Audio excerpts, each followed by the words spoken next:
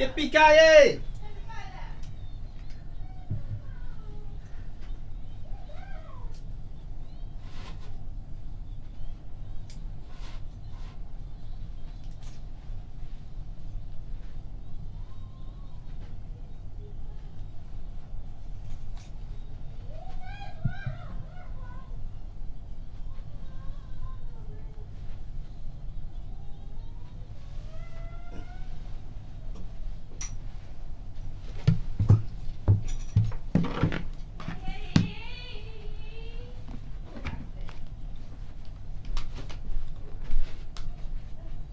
Sonia.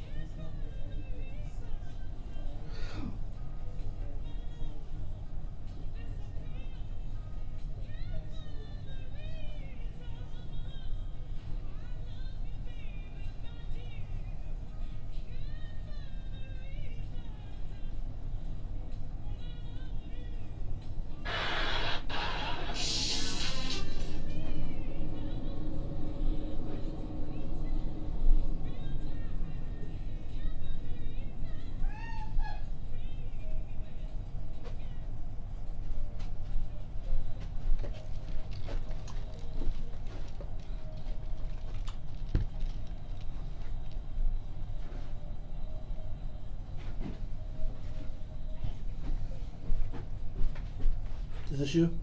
You got you. Okay.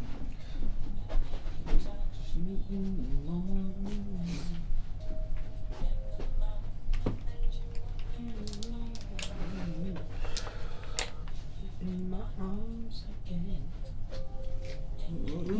To me like the summer breeze.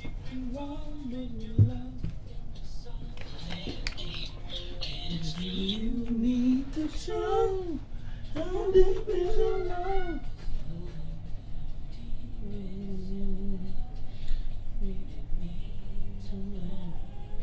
Cause we're living in a world of fools, breaking us down.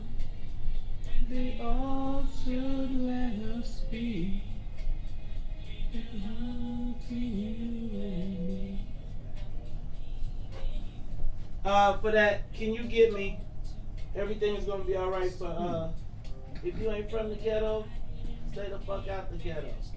And for that 6:30, everything's gonna be alright. By Naughty by Nature. I feel that I care for you, but you know down inside that I really Social media. And it's me you need to. How deep is your love?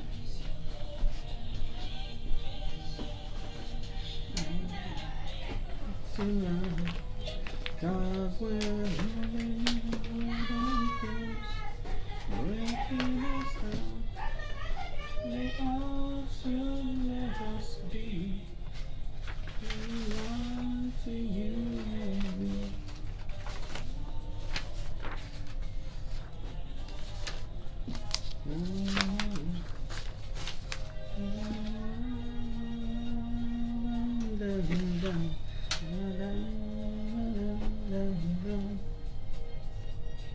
Come to me on the summer breeze, give me one of your love. It's me you need to share. Is your love I need to know you are close, baby, I say. Love should let us be. Belong to you and me.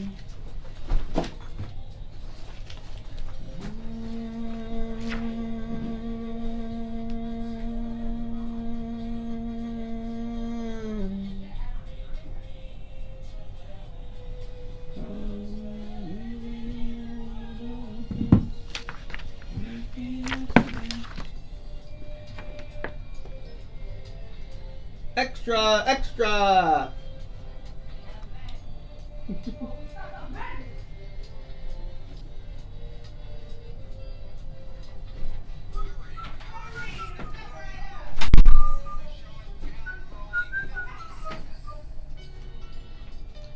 Step right up.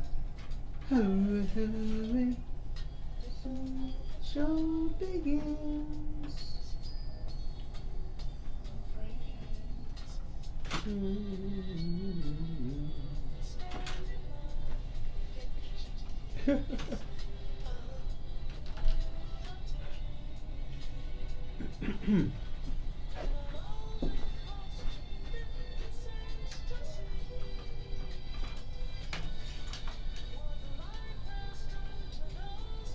You and me.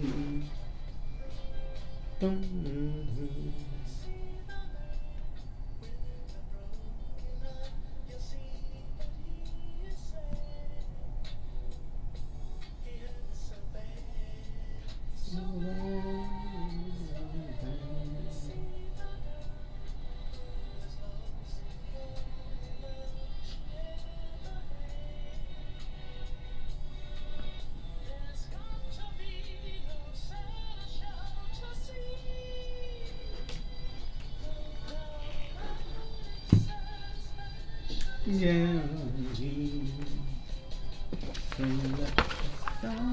Show begin. Hurry, hurry, step right on in. guaranteed horse to pass it by, guaranteed to make it cry. Show begin. Step right on in.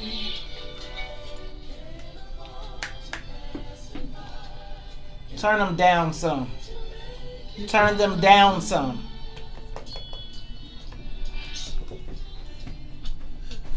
I'm saying turn the headphones down just a little. Just a little bit more.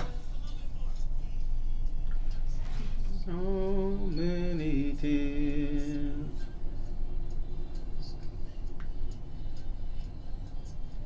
That's not me. There. And you know I'm gonna probably be like, could you turn it back up? But it's cool.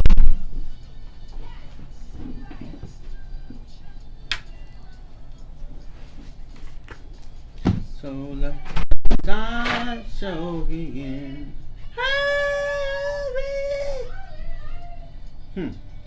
Guaranteed to pass you by, guaranteed to make you cry. Let the sideshow begin. Step right on in.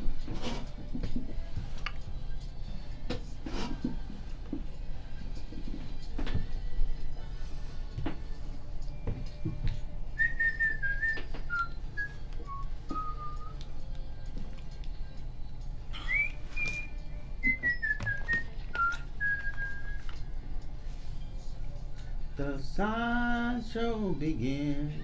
Hurry, hurry, step right on in.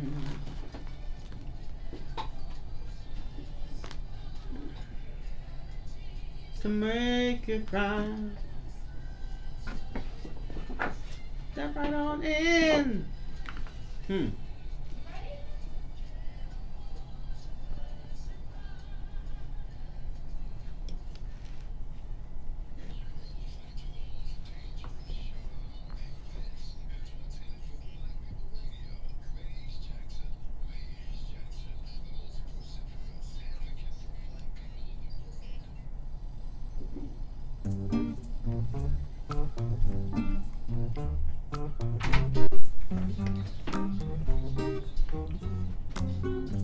Oh no, she told me.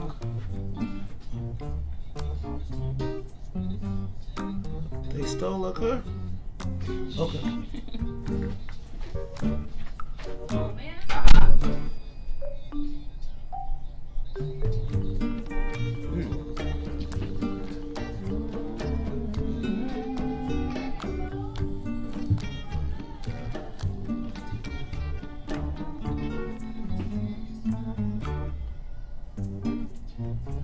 Want to be black.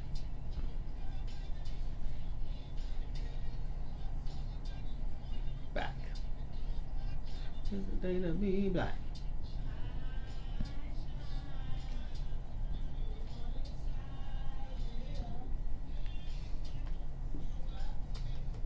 know you can fly. Wake up, Chicago. Wake up, world. This is the Maze Jackson Show. I'm your host, Maze Jackson. Got my co-host, Todd Stroger. Todd, how you feeling, man? Man, I'm feeling good, even though on the way over I realized it's not quite the same out anymore. You know, it used to be really bright, and I was like, wow. It's changing. Now it's getting a little dark, and I can notice. That's a bad sign. All right, well, you know what? I was thinking that this morning. I was thinking, man, it isn't as bright as it used to be coming up in the mornings.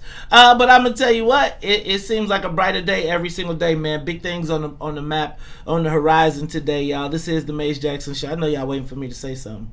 I ain't going to say it yet, though. This is the Maze Jackson Show. They waiting, Todd. They want to know what we got to say. Oh, but hold on, don't say that. It's just another day in the neighborhood. Just another day, just a beautiful day in the neighborhood.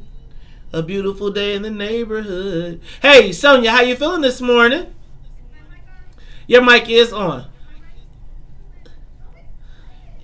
You still feeling so excited. Okay, so I know you're going to fuss at me, but I do want to turn my headphones back up. I don't know what's going on. But I'll tell you what, this is the Maze Jackson Show. I'm your host, Maze Jackson. Got my co-host, Todd Stroger, and there I am, right where I need to be. Todd, it looks like we got you pretty loud in my ear. I'm like, man, I don't want to hear him that well. What? Well, you know what? Hey, man. And I sit next to you. Oh, no, that's too far. Well, she can fix yours, too. Hey, y'all, this is the Maze Jackson Show. I'm your host, Maze Jackson, co-host Todd Stroger. Let's Miss Sonia Escobar. Let's get the soul plane up to 60,000 feet. We're moving a little bit behind today. So let's get it up and away. 60,000 feet. This is the soul plane. And we are not taking off just as of yet. There we go. Engines are fired up and we are away. Todd, I don't know if I'm welcome in Washington, D.C. right now. Why? What'd you do?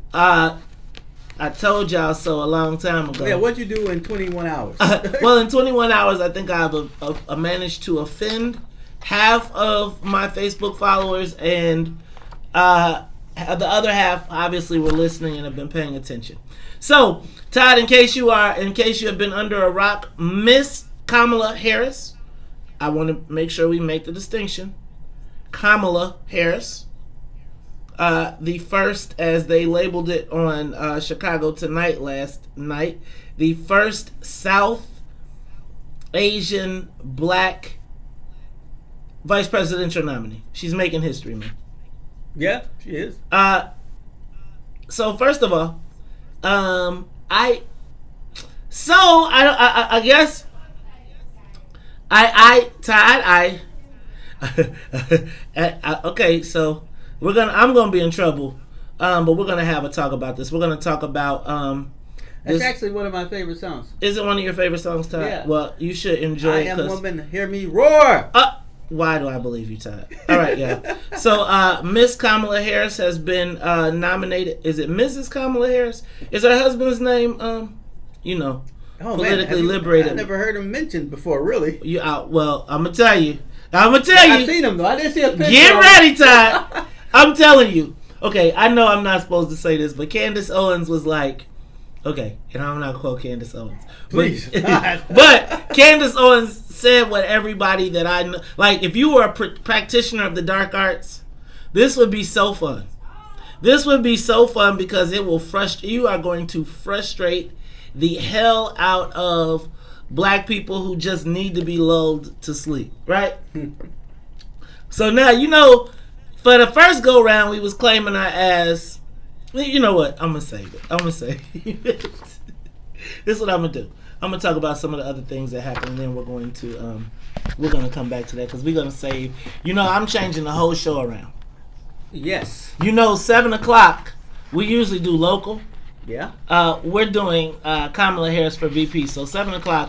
I want your opinions. Love it, hate it, whatever you gotta say. I don't want to. I got some real strong opinions on this one, but I also think damned if you do, damned if you don't. So I think Joe Biden was in a quandary, a conundrum. He did what he had to do. I think if you need to pitch 9 out of 10 to win, he's got trouble. Right? If he needs to pitch 9 out of 10 on the black vote, he's got trouble with this pick. But I also think that we can't overestimate the importance of the VP pick There's always a bunch of fluffer and flutter around it, but it usually boils down to the candidate versus the candidate. However, those white women, tricky. I'm just telling you, it's tricky. I've always thought the vice president candidate might bring you a state, and that's all you really were looking for. Just give me one. California? I don't know Shit, what they already state. had California. Okay, so look. It doesn't have to be California. It doesn't have to be the one you actually live in. Okay. Well, let's see. We're going to talk about it a little bit later. I think a lot. I can't wait to have this conversation. Bueller, I hope you're awake. Because Bueller was mad yesterday. She was like, I am turning off Facebook because the level of hate of black men. I was like, it's not no hate. Look at Sonia. Sonia. I saw people Sonia. say that too, but I thought, it's people on all sides. There were people, yay, people boo. I didn't see a lot of white women clapping like thundering. I don't have a lot of white women on my I went to go Rich. look. I went to go look to see what they was like. They was acting funny. All right, look, y'all. Can I do this? Can I also say congratulations to Mike Brown. Mike Brown yesterday debuted on the What's in It for the Black People network. Yesterday hit 4,200 views, right? 4,200 views, 14,000 people reached yesterday on his debut at Woom. Let me tell y'all, the What's in It for the Black People network is getting ready to be so off the chain. Y'all ain't ready. Y'all are not ready. Congratulations, Mike.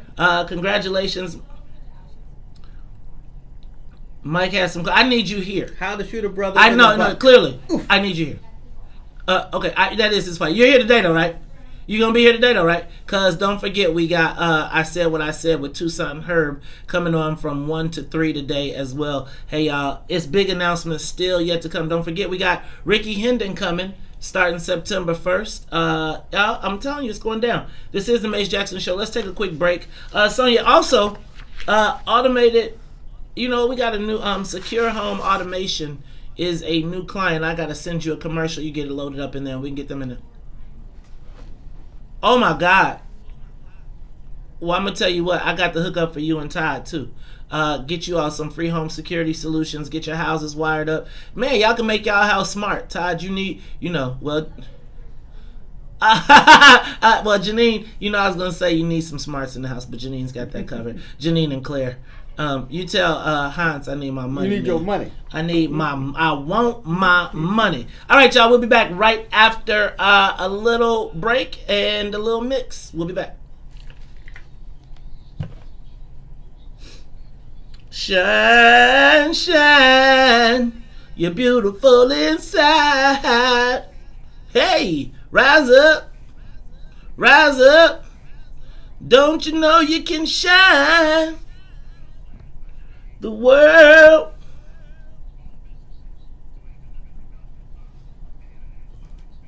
Uh-oh. It's okay to be black. Not apparently. Not apparently, according to the vice president's pick. It's okay to be black. I know y'all want to call. I'll let y'all know when the call lines are open. How is everybody? First of all, let me tell you, everybody, thank you for all of the love you all are showing regarding our new What's in It for the Black People network. I am going to tell you, we're on to something. And if y'all could just get Todd to understand, we're going to be huge. We're going to be big. We're going to be big, dog. We're going to be, you remember that,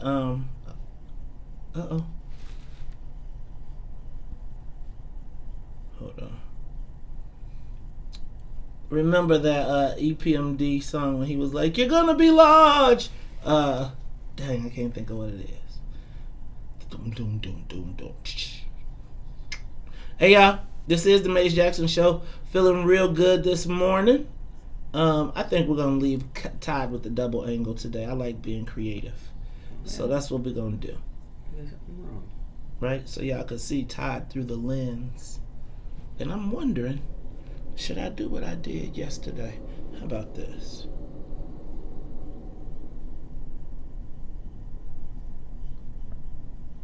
We're going to...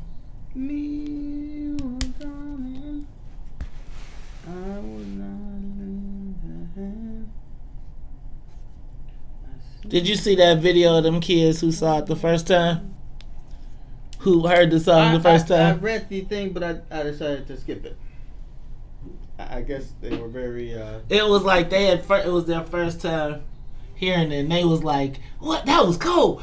I mean, like, you know how like kids think they putting you up on something? Yeah. And it's like...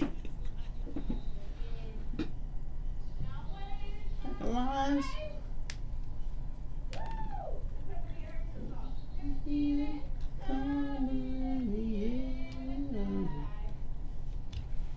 I guess they don't want to see old episodes of Miami Vice. No, they on the don't. cable. They come on the cable now. I loved Miami Vice.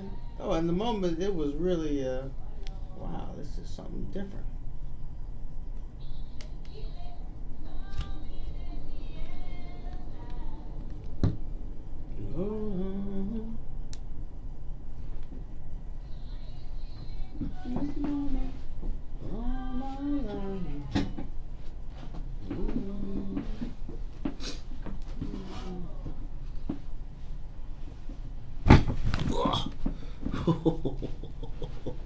That wasn't good at all.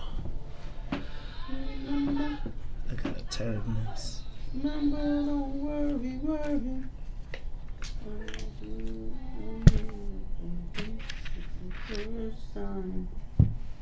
The last time we ever met, I know the reason why you keep the silence on.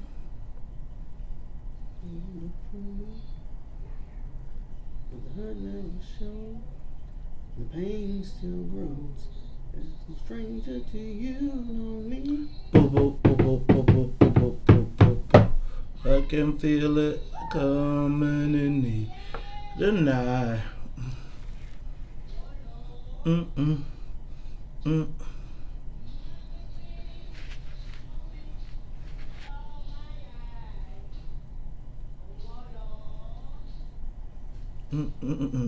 I've been feeling in the night, oh Lord, oh Lord.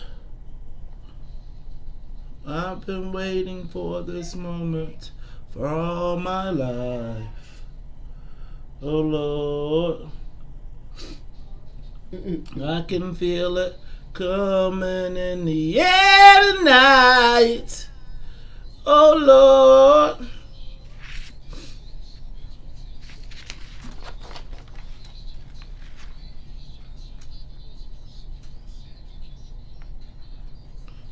You are listening to What's in It for the Black People Radio. Hey, y'all can check us out on WBGX 1570 AM. I'm your host, Maze Jackson. Got my co-host, Todd, Stroger. Hey, Todd, get ready. We're going to be opening up the phone lines at 6:30 for the social media question of the day. I want to send a big shout out to everybody who is showing us love, sending the stars. Shout out to Clark Collins. I saw you with that 200 just pop up on my screen.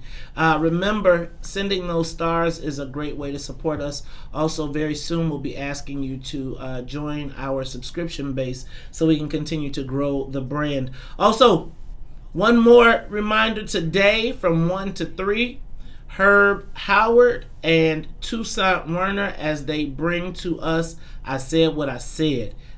Great shout out to them as well. They debuted at 3,200 views with a reach of almost 8,000. Todd, we're gonna be by the end of our lineup, we're gonna be talking to about easily 100,000 people a day. Woo! Right? I mean, I think there will be. You know what Carrie said yesterday? My wife is like my biggest supporter, low key. And she was like, as some I'm advertisers. not certain if she's that low key, but okay. But some advertisers, we've been picking up some new sponsors and some new advertisers, and I was saying, babe, I'm like super excited that we're getting people that are starting to advertise that are coming with the brand, and she was like, those people, anybody who is not messing with What's in It for the Black People media just doesn't want to win. It's like they just don't want to win. If you want to reach the black community and you ain't messing with us, then you just don't want to win. Because it's like our truth is verifiable. My good friend, Brother Sadiq. I need her to write a commercial for me, y'all. I am, so I just want to let you all know that there continue to be advertising opportunities. Want to ask you all to continue to sponsor us. For those of you that are regular viewers, please don't forget to send Todd a few stars so we can put our kids through school, because this don't help us get no new friends. Okay. All right, let me hit some more of these headlines real quick. So yesterday I went over to Englewood. I got my old friends like Byron. My man Chris the Critic had me go over to, I went to go buy a hoagie. I can't remember the name of the place. I'll pull that up in a second. Yesterday, but I went over to Englewood. I was on the 1000 block of, blah, blah, blah, blah, blah, 63rd Street. Mm-hmm. And I was going to buy a hoagie, and after I got my hoagie, I left, went back home. And when I went back home, on my way back home, as I was getting to Halsted, is it Halsted? Yeah. I saw like a giant black flag waving in the background. And I didn't know if it was like somebody's awning had come loose. I couldn't quite make it out. You know how you just see stuff and you don't know what exactly it is that you're seeing. So I look, and I hold on, Todd. I'm gonna tell you where I was at though, because I want to tell you the place I went, because the hoagie was really good. So I was hold on. Okay, so I was at Haley's Hoagies.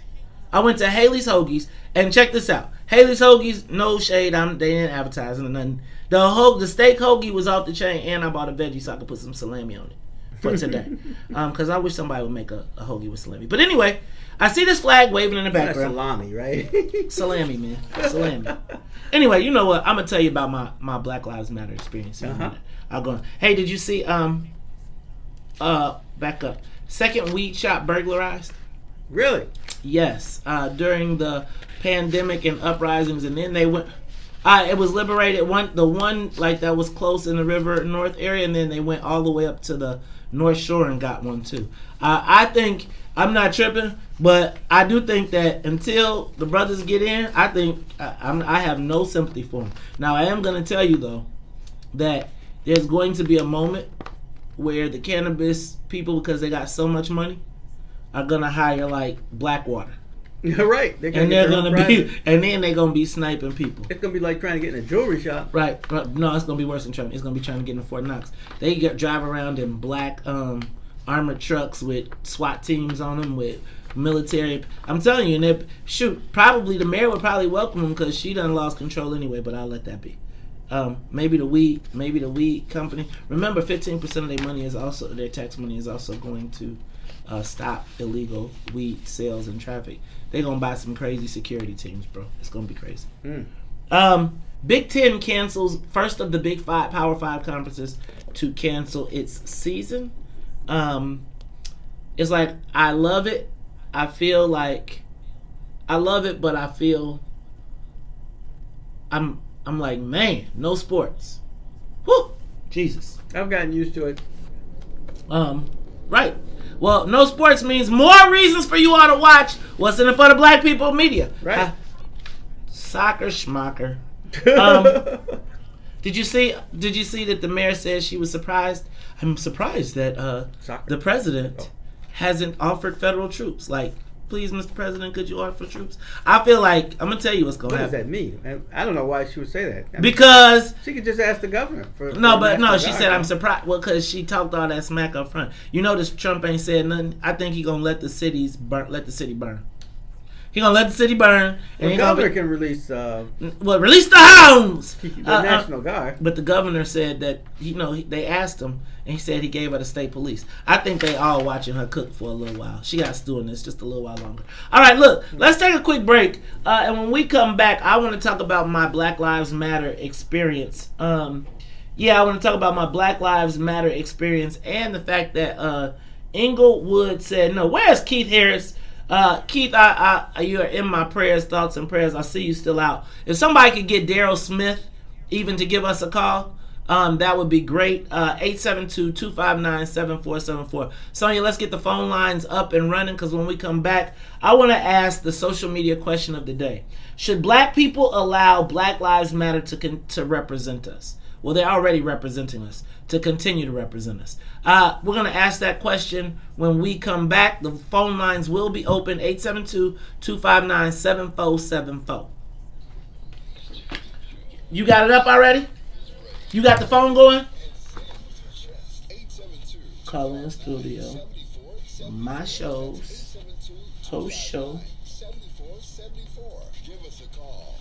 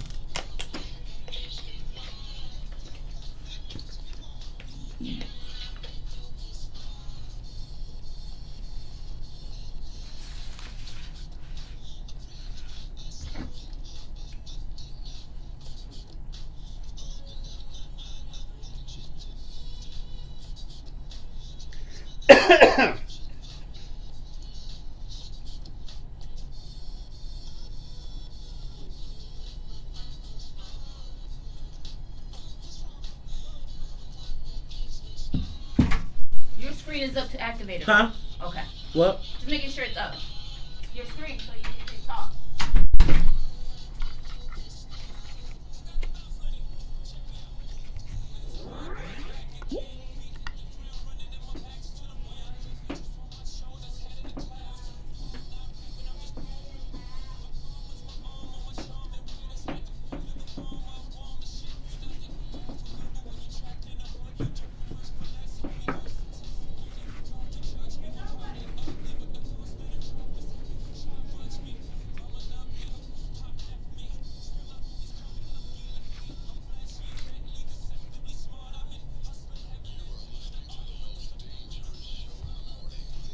All right.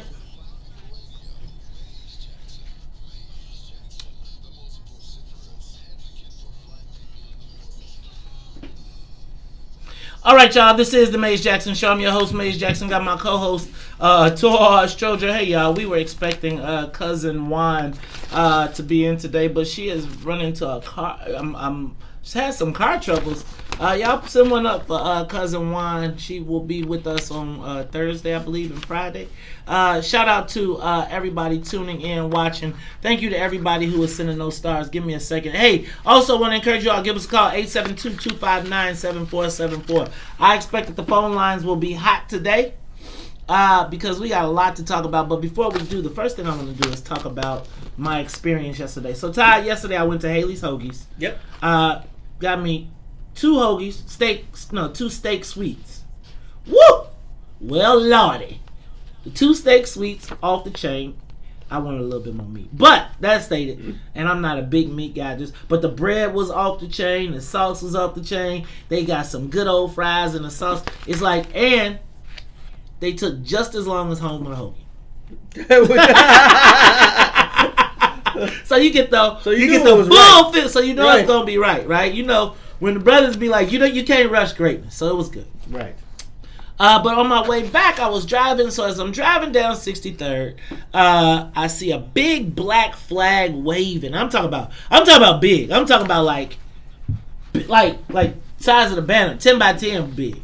But it's like it's no red, black, and green. It's just a straight black flag. Like when they run at the football games or the basketball Yeah. games.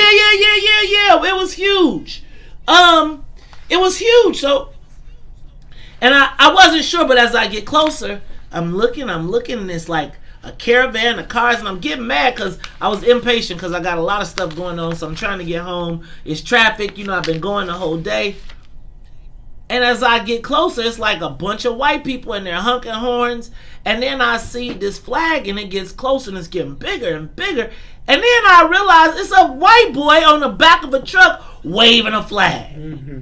And it's like, then you see all these cars and they got Black Lives Matter and F12 and blah, blah, blah. And they going off and they honking and they got a parade. And it's like long down the street. I'm talking about Halsted all the way back to the expressway. I hate to sound like I don't know what's going on in the world, but what's F12? F the police coming straight from the underground. Oh, okay. 12 is the police. Oh. So, now I'm looking, Todd, and I'm saying to myself, but I'm looking in the cars, and every 10 cars is a black person. Every other car is like, I can't even count how many Subarus it is. I can't even count how many Subarus it is. Right. As a matter of fact, I'm going to find y'all some video of it. I'm going to post it on Facebook because it was the battle car of I mean, it was so many of them, and I was just saying to myself, like, good Lord, man, where are these white people going? So then I was thinking to myself, oh, these are the white people that went to the police station, and now they're coming to the black neighborhood. And I'm gonna be honest, I started getting irritated. Because I was like, why y'all about to come over here with this Black Lives Matter stuff and stirring up stuff, getting into it with the police. Black people gonna get their heads busted and they gotta live in the neighborhood. And I was just like, damn. And then you know what this reminds me of when Brian Mullins posts, hey, why are the communists walking down Jeffrey? Right. That's so Todd, I'm telling you, I was getting angry, and I was like, man, here they go. So then I get to the house, and I turn on the TV, and I see that they have been summarily rejected, right, by the residents of Englewood. Move along. Which is essentially what I've been saying for a long time. So, I feel like the black folks in Englewood was like, them chumps don't represent us. And I think it's about time. I want to ask the social media question of the day. Is it time? No. Should black people allow Black Lives Matter to continue to represent us? Give us a call, 872-259-7474. 872-259-7474. Todd, what are your thoughts? Oh, I don't think that's the right organization to be out in front. I think they could keep going into things, but really reflects neighborhoods out in front. Well, I'm here to tell you. Oh, you got audio, Sonia? Let me hear some audio.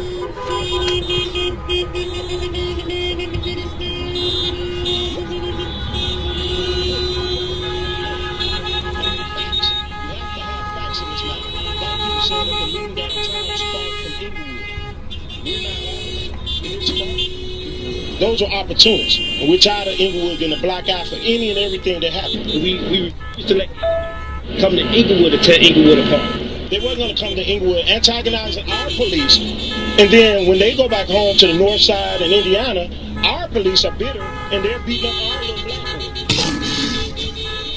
folks. So I guess my question is, are we going to continue to allow? And that was the voice of Daryl Smith. That was the voice of Daryl Smith. Okay. So are we going to continue to allow Sonia? I need this the speaker to come up on the audio for the inside the. Anyway, give us a call. There it is. That's it. Okay. 872-259-7474. 872-259-7474. Should Black Lives Matter? Should black people continue to allow Black Lives Matter to represent us? Todd, I feel like these white people come and invade our neighborhood. They come, they fight their issues, and then they go back to the suburbs. They go back to the suburbs. And they create havoc that, again, our people are left to deal with. I'm excited. I'm proud. I wanted to call Keith Harris when it was going down, but I was like, I didn't want to discuss it. Because like, when you see something like, I got on Facebook, it was like, it's an invasion! There is a white people invasion coming to Englewood. And is it time for us to really stop allowing the press? Like, do we need to start correcting the press as well? Do we need to start saying they don't represent us? Because I feel like we're going to be wearing the Black Lives Matter. Have you noticed, like, there's graffiti everywhere in Chicago now? Is it? Like, everywhere. I'm talking about on concrete. I'm not talking about those. I'm not talking about the murals. I'm not talking about the murals. I'm talking about straight tags. I'm talking about people taking a can of spray paint, going on the expressway, and being like, Bilbo was here. Like, I am now I think they've been doing that for a long time, because I've always been amazed. Like, how did he get up there? No. I think there's been, like, the ones. I'm saying, like, now it's every exit. Like, have you seen on the construction where they take the paint and spray, like, F12 with, like, giant?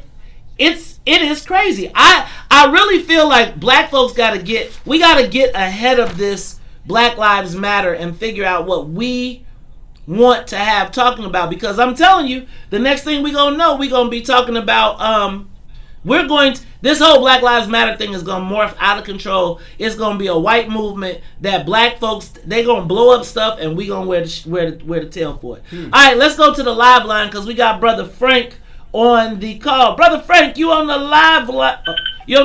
What you got for me today? Good morning, my two brothers and Good my morning, sister. Frank. Good morning. I got to get my 2 cents in on this. Yes, I think to allow Black Lives to represent us because they are on the right program. But here's the problem: the original Black Lives Matter. Long as we stay in control of the movement, what them people in Englewood did was exactly right. They should have. Can you hear me? Yeah, we can hear you. Go ahead. Mace? Yes, we can hear you. Frank, we can hear you. Hello? Frank? Mace, can you hear me? Am I still on? Yes, you are. You are. Can you hear me? Yes. Am I still on? Yes. Frank, Okay. can you hear us? Them people should have got in contact with the leaders or the people in that community first and got authorization. They need to put the face out there of the original Black Lives Matter organizer, because there's too many cliques popping up claiming to be Black Lives Matter, and they're not. They're disruptors, okay? Long as we stay in charge of the movement and not people outside of our community trying to take over, then yes, Black Lives Matter can represent our community. As far as I'm concerned, they can represent me. But you don't just roll through no one community without first getting proof and first get approval from them and ask them, can we come through and can we do this with y'all join us? No, you don't just roll through like that. As long as we stay in charge of our movements and the marches and the designation, then yes. Other than that, no. That's my point. Okay? We need to stay in control of it, not outside people of our communities. Okay, I agree with that. Okay? I think that's great, Frank. First of all, thank you for calling, Frank. I I can appreciate hardly it. hear you, Maze. I don't know. I mean, can you hear me now? Hello? Hello? I can hear you, but very little. Not like it was yesterday or the day before yesterday. Okay, I don't know what to tell you right now, Frank. We'll have to hit you back. All right, y'all. Let's go. Thanks, Frank. I appreciate your call. Let's go to Cedric. Come now. Cedric, you're on the Maze Jackson Show. Cedric, you're on the Maze Jackson Show. Good morning, man. Good morning. Good morning. Good. Hey, man, it do sound like you guys are kind of like in the like a fishbowl or something when we trying to call in. I hear you now. Say that one more time. Can you hear me now? Yeah, I can hear you. I can definitely hear you. All right, look, let me do this. Hold on. I'm going to ask you to hold on 1 second. We'll be back after a message. The Maze Jackson Show will be back after this break. Great, I can hear him great in the head.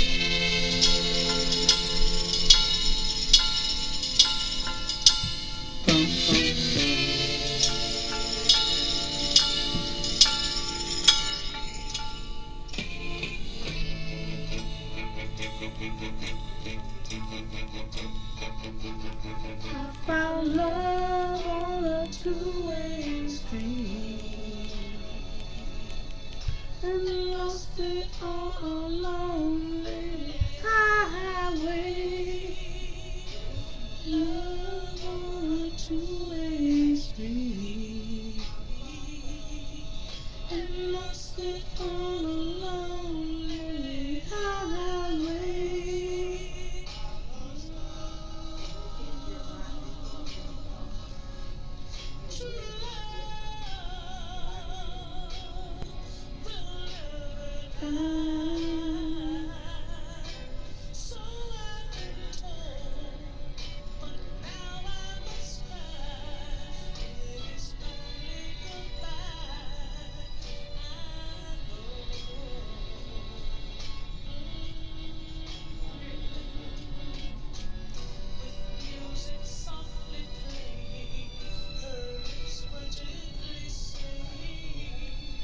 Honey, I love you. She held me in desperation. I thought it was a revelation. And then she rolled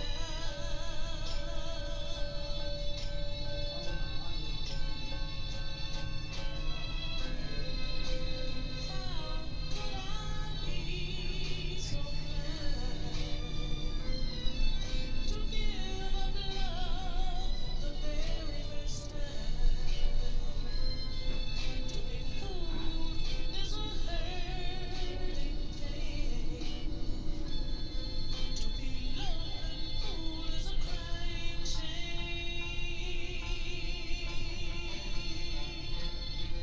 While I bear the blame, as she laughs my name, with music softly playing, her lips so gently say, honey, I love you. She held me in desperation. I thought it was a revelation. And then she walked out.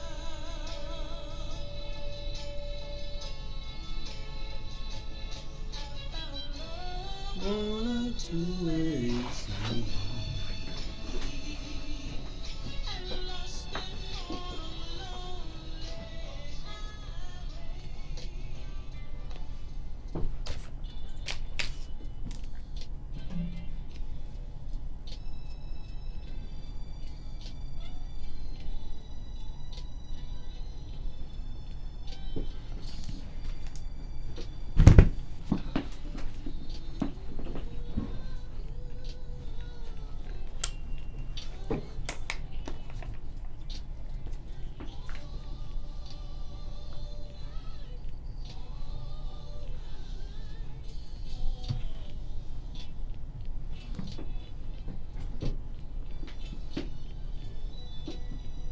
You are listening to the most dangerous show in the morning. This is What's in It for the Black People Radio.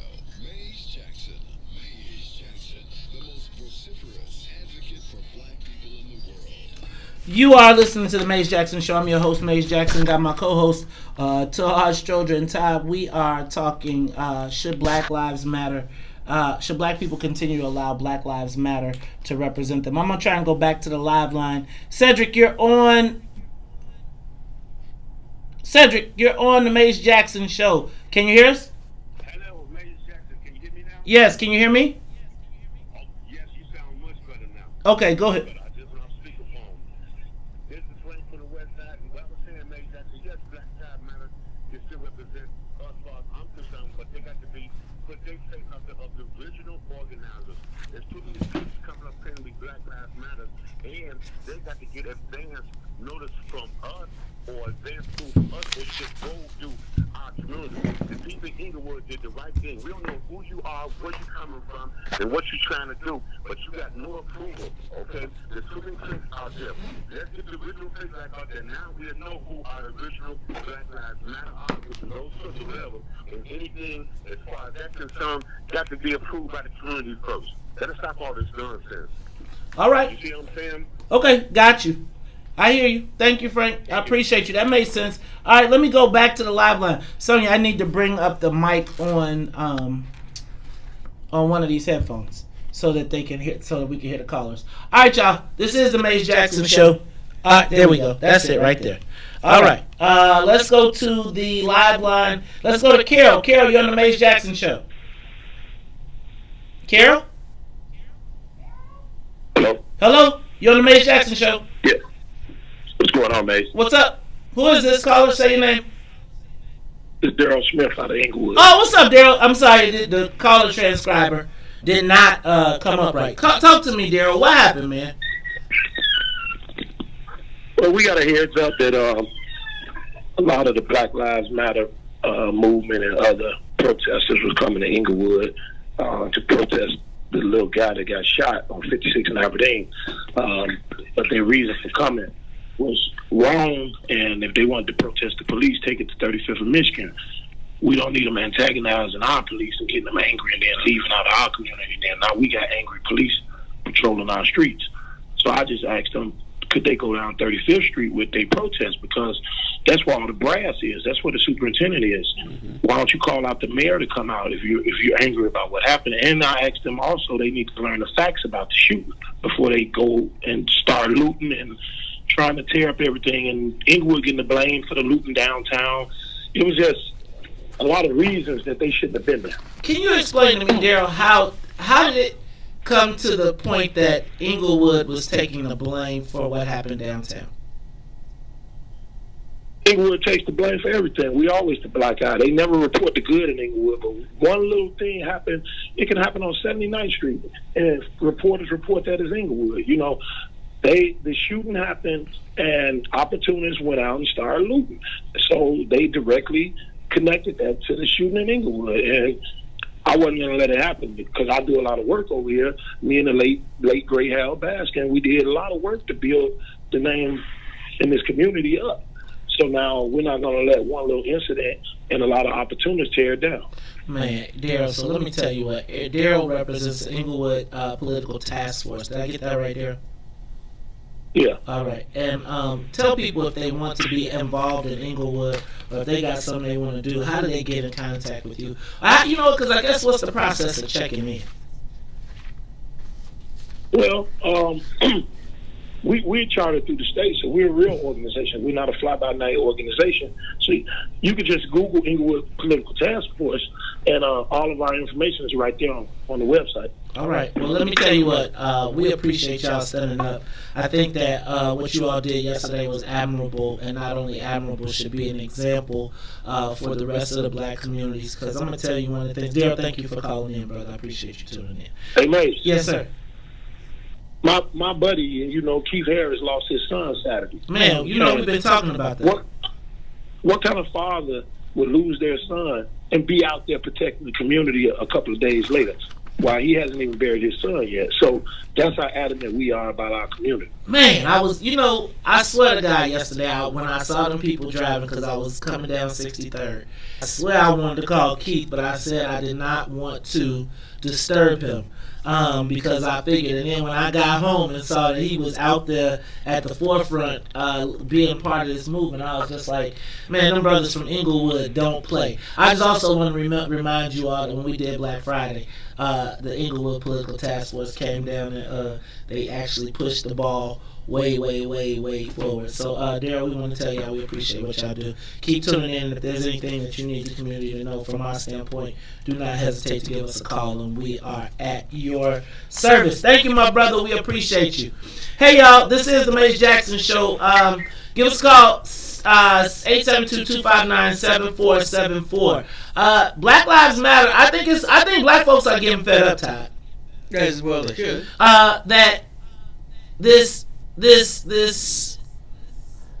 That this Black Lives Matter movement has hijacked essentially the murder of George Floyd. Mm-hmm. I am concerned that they have diffused. So I'm not going to tell our kids what not to do right now. But I was thinking about when everybody I talked to, when they heard that girl come on yesterday, that was saying this is reparations, go loot, go steal so you can be Yeah. They was like, she does not represent us. She does not speak for me. I do not want her speaking for us. I just feel like, and I'm going to tell you, these are the same people that, in my estimation, Todd, are the black umbrella carriers. The water bottle people. They was all dressed ready for action. Right. And then it was conflict. right. Yeah. Conflict. Look, let me do this. I see you call. I'm gonna take your call, but we're gonna do a station ID. We'll take the break. We'll take a quick break. We'll come back, and then after I take your call, we are going to talk about Kamala for VP. I'm gonna expect the phone lines to light up. Don't forget, give us a call, 872-259-7474. If you have an opinion already, give us a call, 872-259-7474. We'll be right back. AM 1570 WBGX Harvey, Chicago. The Maze Jackson Show. We'll be back after this break. Honey, I love you.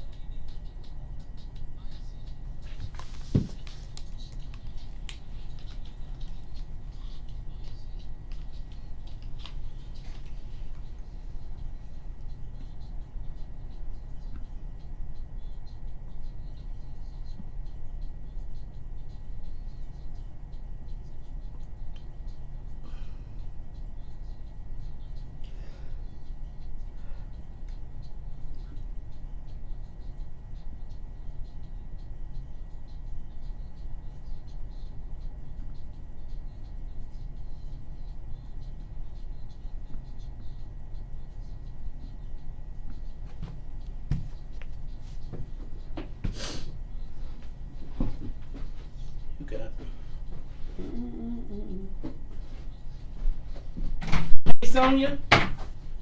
Sonia. Yeah. I just sent you a commercial for Secure Home Alright. Solutions. It's in your email. 1 hour? Yeah. I got a Kamala Biden busing.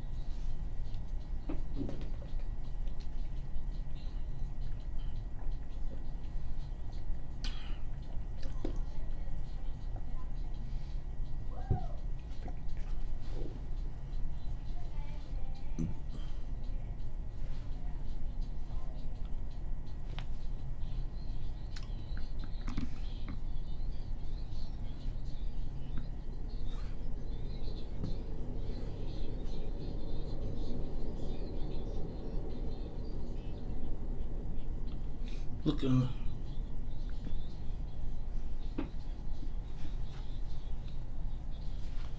Ain't no hocus pocus. Done, they will all know us. Aha.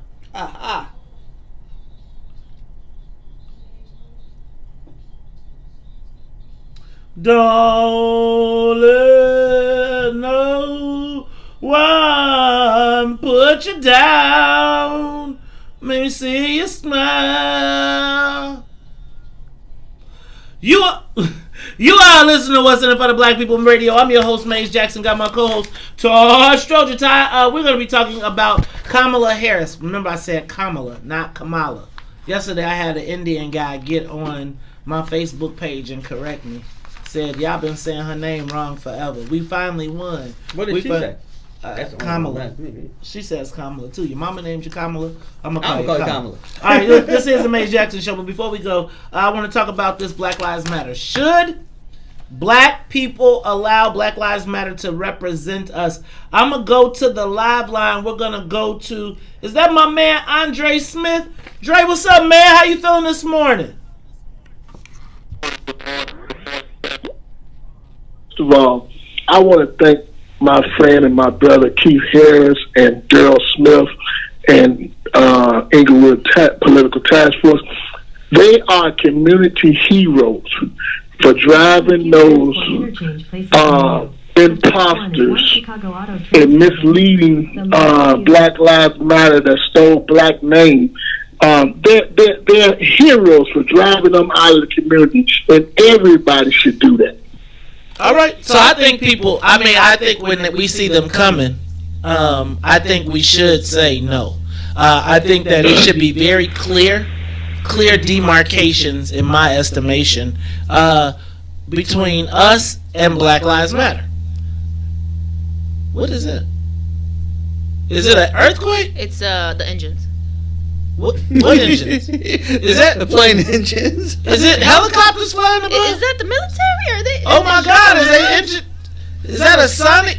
The whole building is I don't know if the collars. Oh my God! I don't know what's going on, y'all. Passed. All right, I thought Maze had a special attachment to his chair. No, I'm wondering what we got a vibration. Oh, Sonia, why are you making that? Why are you smiling? Stop that smile. All right, y'all. I was sitting in the chair like, is it me? This isn't that kind of chair.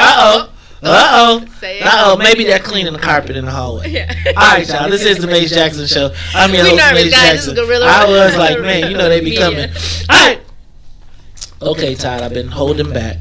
I think people have been waiting to get what my thoughts were on this. On the VP choice. On the VP choice. Hold on one second. Let me just do this real quick. Let me talk to real quick because we got a report from the community. Let's go to Johnny from Hyde Park. Johnny, what's up, my brother? Hey, want to help you all test those phones? You're sounding great. Thank you, man. Thank you. What's going on, Johnny? Where my ribs? And we were blown away by how beautiful the studio is. All right. You said, real quickly, the Walmart on 47th Street closed again for the second day yesterday.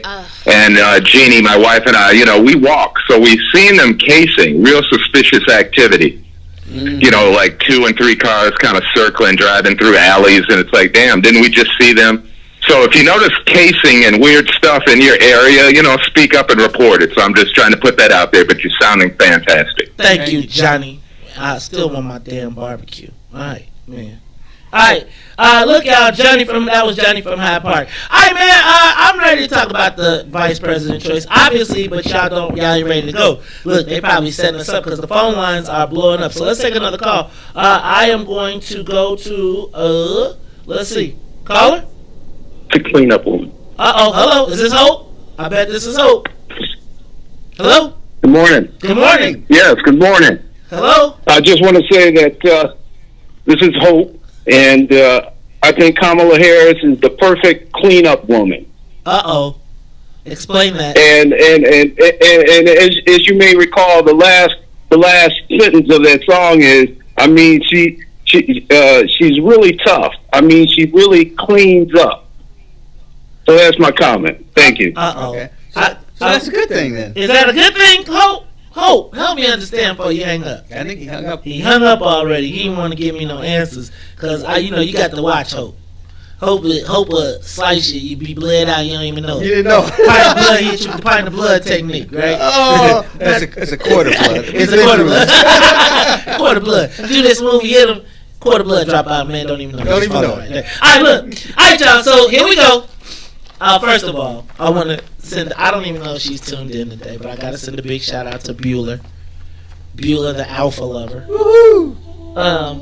Bueller said that yesterday after watching Facebook, she was logging off because she could not believe, after all of the support that black women have given black men over all these years, the hate that has come about because of Kamala Harris.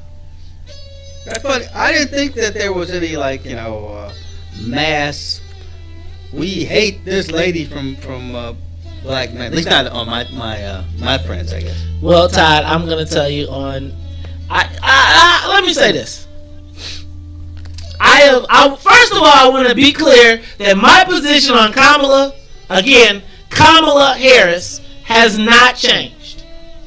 It has not changed, Todd, since the very first time I met her sister and realized that she was like the girls at college. Her sister was she working for No, she was working for Hillary Clinton. Oh. And she was, when I saw her, it was like she was like the mystery black girl at school that, like, she got to walk in between the lines, like all the brothers was like, oh my God, because she had to look. Anyway, let me stop. So I told you the story of my life. In New Orleans, we didn't have mystery black women. Everybody was black. Creole though. Okay, so anyway, so here's my thing. They were a version of black in some way. So I will always tell you that I have always said, since I watched Mississippi Masala, all of these movies. Man, that's been so long since I've seen that. Kamala Harris is not black. I'm just saying, she's not black from America. Okay, they're pulling the Barack Obama on us, which is her dad is Jamaican. That counts as black, but I'm still going to maintain that in Jamaica, the second largest population in Jamaica of black, besides black Jamaicans, Chinese, is Indian Jamaicans. Oh, dang. Right? So that's the first thing. You see how close I've been to Jamaica. That's the first thing. Then her mom is Indian from India. So she is the child of two immigrants, right? Which makes her not necessarily... Okay, so let's start there. I'm going to start there. Then I'm going to say that... well, here's my notes. Let me start with this. Let me do some qualifiers real quick. All right. First of all, I don't necessarily believe that the vice president always changes the game. Right? I feel like the vice president gives you a bump, and then it kind of settles in, and things go on the normal, and it's a race between the two presidential candidates. But I do think that in this, there's a unique situation going on here because of Joe Biden, his proximity to death, and the ascension, and this proximity to death and senility, right? And the potential of giving this person a presidential heads up because he's not going to run a second time. Okay? Now, I want to also say that I am a disgruntled Democrat. I want to be 100% clear. I am tired of stunts and all that stuff.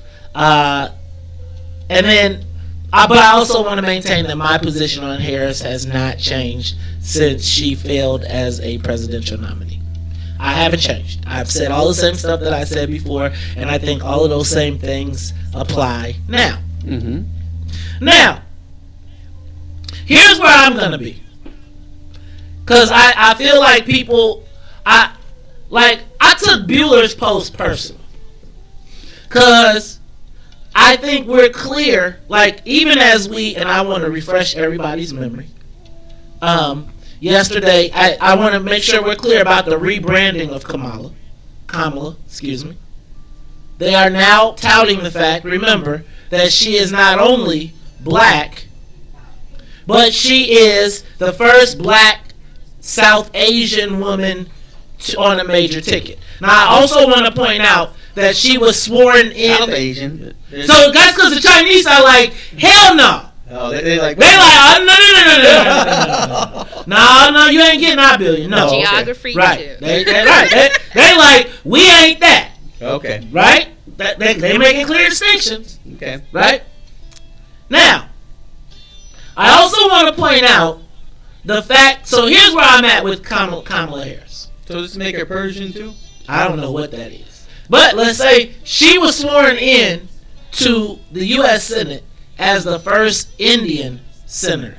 See, she didn't. You don't get as many props being the first black because she wasn't. For Carol Moseley Braun got the first black woman. Yeah. Right. Barack Obama. Carol Moseley Braun actually got the first black since Reconstruction. Right. So she took all them titles. Yeah. Plus, there ain't no money in the black community. Right. So if you really want to clean up, you got to be the first Indian. Now. Right. Then you can go around. Yeah. Right. Now she's the first. Okay, so she's a woman of color. Bam, woman of color, and they think they got the perfect blend, right? So she went to she is the child of two immigrants. Remember, her fights were always for we ain't never seen her fight for black people. She locked them up, and then she was the first person to be down there. I was reading more about her. There's more. Excuse me. There's more to her than just lock them up from what I was reading. Okay, so I'm gonna let you bring that up. I'm gonna let you bring that all into together. Then I gotta go look it up again. Right, because I don't know where I found that. I remember, and she was very. I heard from one of mine. She was known to be tough on crime, right? Right. She was a lock 'em up prosecutor, incarcerated more black men than any other attorney general in California's history. But now, I believe from what I read, she beat Ronald Reagan. Ronald Reagan wasn't a prosecutor, but either way, go ahead. She also had she put together some what they call things where you try to take prisoners when they come out, and you find things like not work release, but help anti-recidivism. Yes, programs. Right, because she knew she was getting ready to be a senator, and she knew all the black people was mad at her. She was like, she's the perfect cleanup woman. Hey man, this is like the Chronicles of Riddick. Okay. What did Vin Diesel say to Jack? He said, I don't know. I never saw it. What? I don't watch it. I've never seen it. Are you with me, Jack? He said, you gotta ask her the same question. Okay. So now, here we go.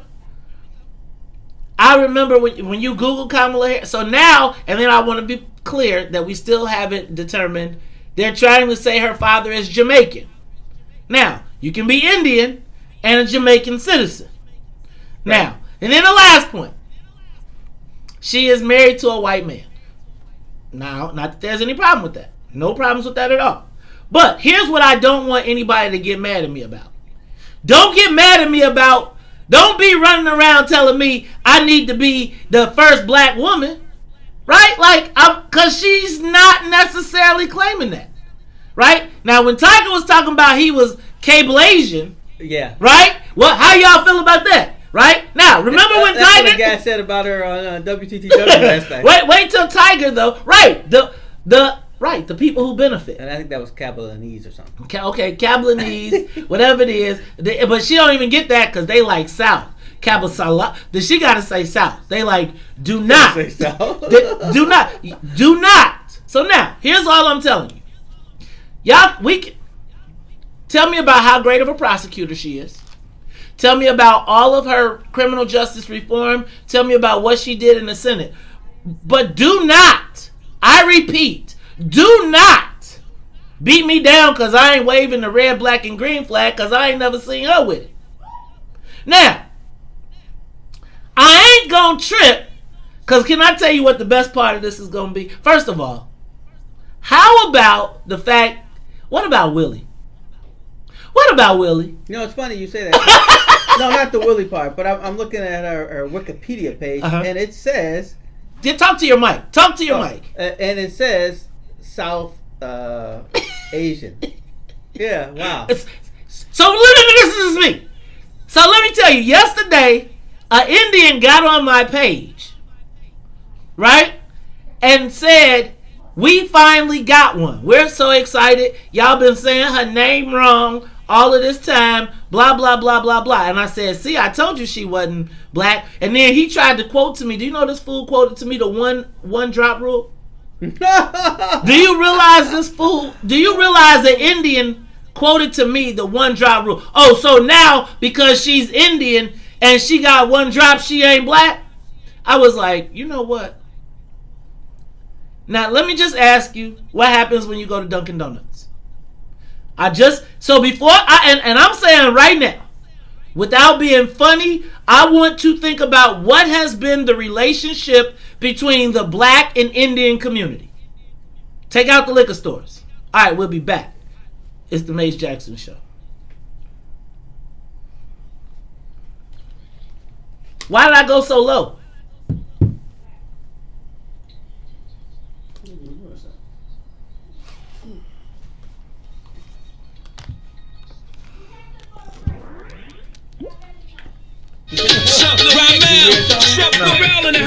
You got to give her a better notice before you go to break. Okay.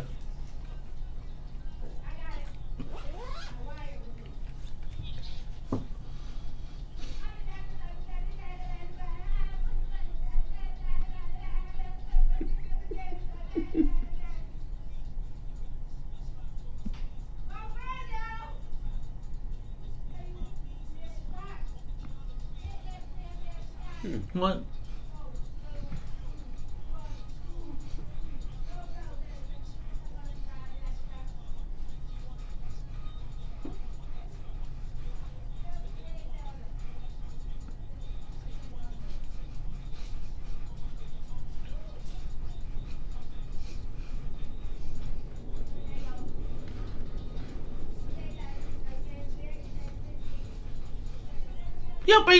Yeah.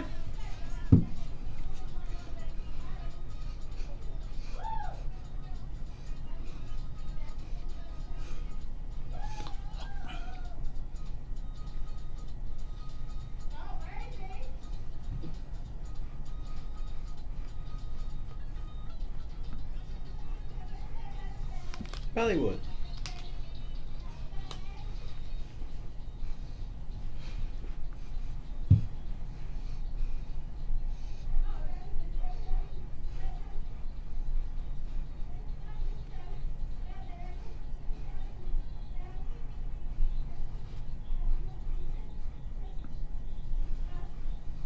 Lay down slow.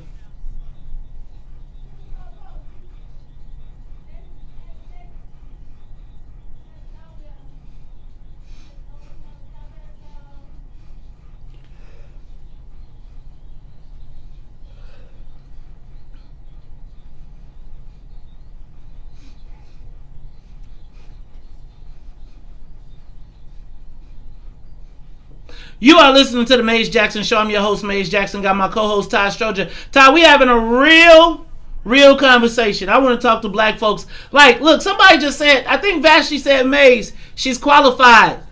Don't divide. Todd, there goes that magic word. Mm-hmm. Qualified, right? I do think she's qualified. Right. I think Kamala Harris is in the perfect position to finger wave and to go after this Antifa-led Black Lives Matter movement, right? She could wave and say, get back in the house, because I'm a prosecutor, but I'm a black woman, and I could tell you. She get to play the auntie, right? She gets to be the tough auntie type again. She might have been a better attorney general, but first, well, I think that too. I think Biden would have to get elected. I think, and I think I'm gonna be honest with you. I think this pretty much sealed it. First of all, let me just tell you before, and then I want to talk. I want y'all to give us a call because I want your opinions. I don't want to just be Maze Jackson. Black women, I want to hear what you got to say. Are you pro? I mean, because I know we're chauvinistic. We don't have Ruthie, so Ruthie would probably bring it all together. Sonia busy, Bollywood, as a woman of color, so. Get her, Mike! 872-259-7474. Reading this Wikipedia, I'm like, wow, she's a lot. Well, for one thing, talk to that mic, man. For one thing, her is it 6 or 8 years as Attorney General? She locked up a lot of black people. No, she was much more busier than that. Actually, okay. There's a whole bunch of things that she did. Go ahead. I'm like, holy crap! Oh, I wasn't going to read them, but I'll read a few. So she helped. Well, she was one of her platforms was anti-truancy. So I'm guessing. Right, you don't remember she locked up the black people for not sending their kid to school, to jail, like jail. I know some people will be like, that was the smartest move that ever happened. Because in our state we don't have truancy officers, and we haven't had them probably in what years? It's I think she was. years. It was one of those examples of over policing, but we'll let you have that time. Yeah, it might be actually over policing, but the idea, she's right, that the parents aren't involved, then we are in trouble. So she locked up. How many black mamas went to jail? Okay, I'm with you, Todd. Lock them up. Okay. Thank you, Sonia. Okay, good. I'm glad. Lock their ass. Lock them up. Lock them up. All right, go ahead. I'm not tripping. I'm saying she's the perfect companion to Joe's criminal justice reform. I think most black. There is something else. I just lost it though. Okay, so if I find it, I'll come back. Actually, your comments keep popping up. You like she has a great resume, right? She does. Usually, you got the best resume because you went to the finest of the white schools and the white people. I'm telling you, I know what it's like to be white picked. Now, I'm gonna also tell you. I told you the story about being at U of I, right? There was these two girls that showed up, and they were brown skinned. And it was like they knew all the black slang, they knew all the black people, they went to black schools, and you only saw them out in public, right? You never, so like they was like, and they had the long hair, and they had the kind of skin, and they was always like at the top of the pick. Sometimes you get to pick what group you want to be in. And so again, right? And so it was, they got all the perks, all the football players, like they was like the first pick when they came in because they had the long hair and everything. And then one day they was in black sororities, the whole thing. And then somebody saw a picture of their crib one time and was like, wait a minute. What kind of your dig is that? You don't live in a ghetto. You don't live, right? So, all I'm suggesting is, if we're going to, here's what you can't do to, and this is where I think there's going to be a fail. I think that there is such a, first of all, there's such an anti-Trump that there's not common sense. I think that the best way to sell Kamala Harris is to sell to the people that are going to buy the black stuff, sell it to them. But to the people that's like, I'm not going with the black thing, then you got to sell all the other stuff. Because if you're trying to call me stupid because you're trying to call me stupid because you're trying to tell me she's black and I just don't see it. Has she said that? What? That she's black. Sometimes she picks. Now she's waffling. Right? Like she code switches. I'm not tripping. Like, and she could be biracial. But again, don't have me swooning in the car in Grant Park crying because we got the first black people. I'm telling you, the Indian. Well, you know what? In the end, she grew up in California, so. California knows how to party. What's it? Oakland? Todd. Man, you can't get much more darker than Oakland, huh? So, are you suggesting then? See, this is that white appropriation stuff. So because you grew up in the black neighborhood, that make you black, you get to do all the black stuff? If you look like us, yes. Because when the police roll up, they say, "Hey, you!" And then are you black? Hey, Mace Jackson, are you black or are you Haitian? What are No. you? If they say, "Are you black or are you Indian?" Now. You think now. Unless there's a large Indian population within your neighborhood, they're not going to ask that question. They're going to say, "Get on the ground." And you're going to say, "Please, I am not one of them." And then they're going to be like, "Oh, get up, man, get up." You tried that? No, because I can't. Remember I told you about pretty good right there. Remember I told you about the Lori Lightfoot commercial when she had the Indian guy in there and everybody thought he was black, and I was like, he ain't black, and he was like, and I'm telling you, the Indians that be darker than black people don't like black people. Tell me the last time you had a good experience with someone of Indian descent that didn't know you. I don't know. I don't really. I don't run into them, so I guess I'm not out that much. Okay, so Todd, the crazy thing though yesterday was, it really was. I got a story that has nothing to do with this. Okay, tell me. So one of my security guys is a guy named Louis Santoyo. So his parents or at least one of them was born in Mexico. Mm-hmm. So he speaks Spanish, and we're up in the northwest quadrant going to a luncheon, and there's a Democratic Indian group who were throwing it, and he's got wavy hair and he's kind of dark. And somebody comes over to him. They say, "Hey, man, where are you from?" He says, "Oh, no, I'm not from India. I'm from Mexico. My parents are from Mexico." They're like, "Come on, man, you don't have to pass." I'm just saying.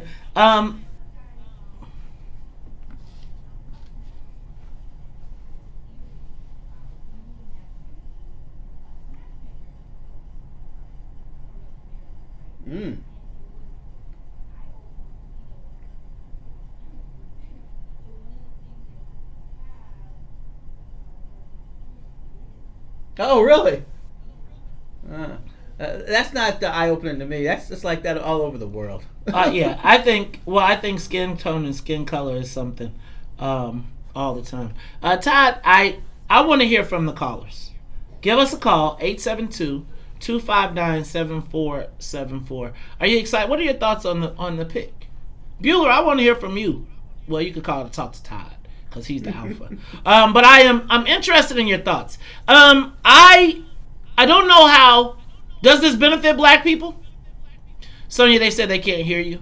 Because I don't have my speaker. Oh, I gotta turn the speaker on. So I guess my question is, Todd, is this going to inspire black people to vote? Will this give Joe Biden a bump? Right? Because here's what I feel like. The people that were voting for Joe Biden, who does Kamala add? I think they're looking for a mix. What does she add? Who does she add? Does she bring? I think they're looking for women to like the pick, and some people of color, some Asians. There's a lot of Indians around. Okay. So again, how do we win? Maybe even Persians. How do we win in that? I feel like therein is the diffusion. So I give you the fake black pick, and then I go use her to court everybody else, right? And then, since you to go to HBCU, you probably don't feel the love, but the HBCU people are very excited. Okay, I feel you. Why? Because they think they don't get another Howard invite to the White House. I don't know. How does that? You know how this is the closest I've been to the White House is when I was on the tour bus and I said, "Look over there to the right." Oh, you know what? You should have called me, man. I could have got you a tour to the Rose Garden.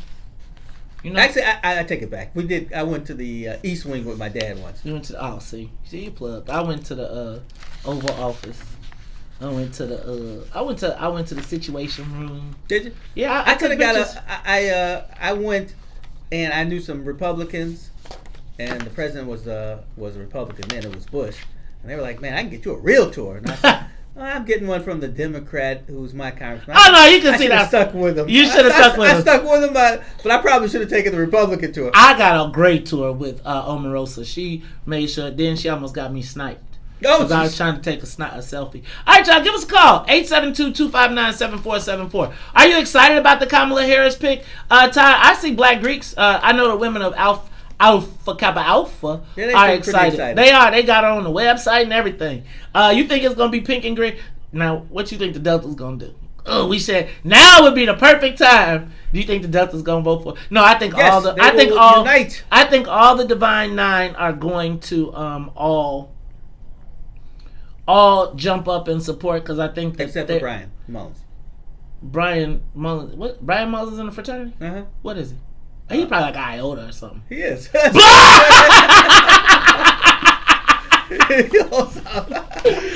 my God! That makes so much sense. That makes a dang. I should have told you.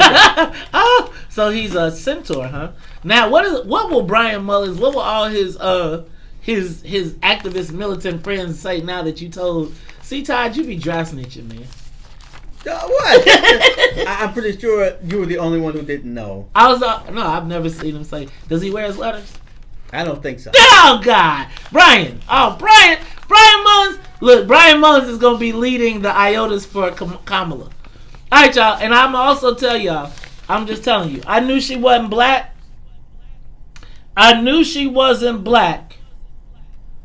When they said her name ain't Kamala.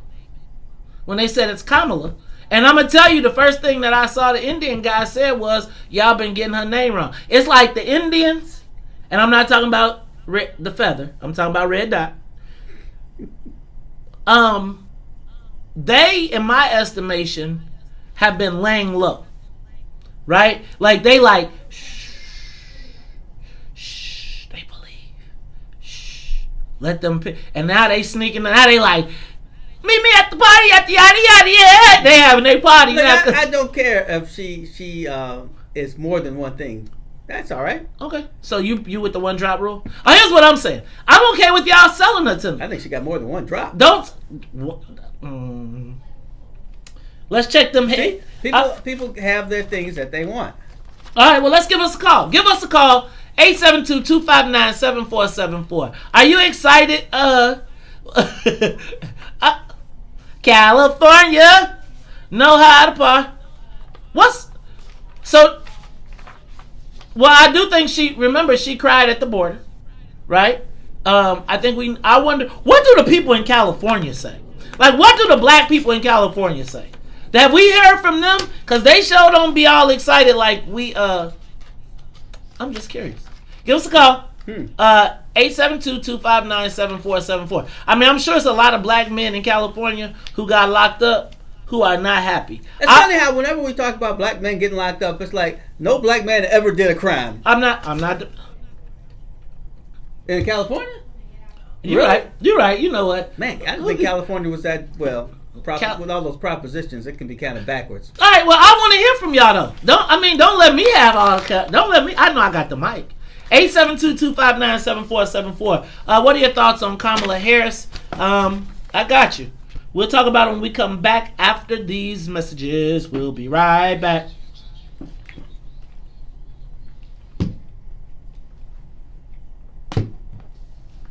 Uh-oh.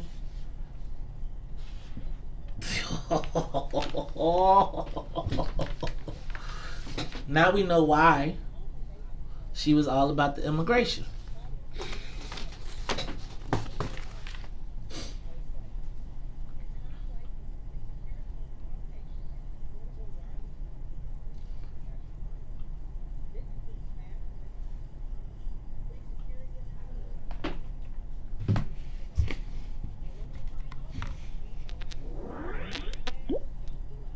(708-251-5069).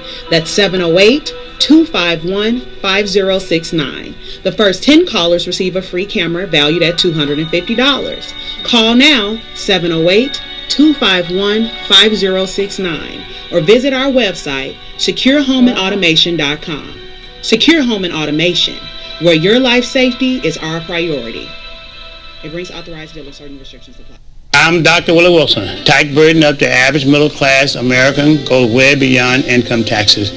There are sales taxes, real estate taxes, gasoline taxes, and many, many more. As an international businessman, I know that by reducing the billions of dollars we give to other countries, we could help fund our own country. We need to rethink our tax laws and lower the taxes for our own citizens. Paid for by Willie Wilson for Senate 2020. And you can tell them, May said, we want to know what's in it for the black people.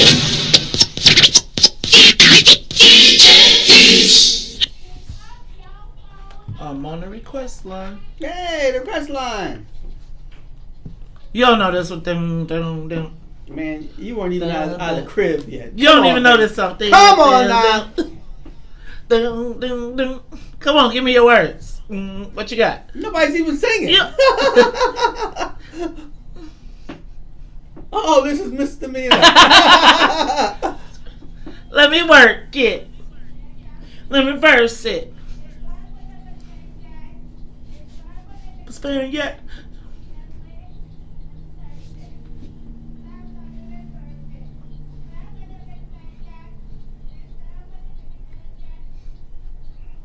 Yes, so I can hold ya.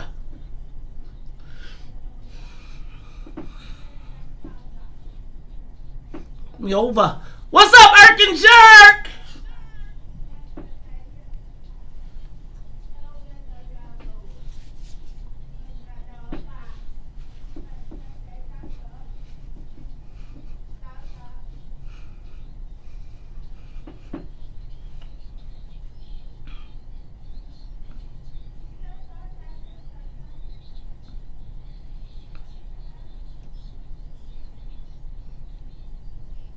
What's up, Chicago? This is your man, Maze Jackson. You are listening to The Maze Jackson Show, live on WBGX 1570 AM. What's in it for the Black People Radio? Now, I want to encourage you to download the app. Tune in. You can also get us on YouTube or Facebook Live. I also want to thank everybody who is showing us love, supporting us economically. Send us those Facebook stars. They help. Now, look, I'm asking your opinion. Y'all know I'm strong-willed opinion. My opinion on Kamala Harris hasn't changed. I'm going to tell you, the moment somebody corrected me, when I said Kamala, and they was like, it's Kamala. No, it's Kamala. It's not Kamala.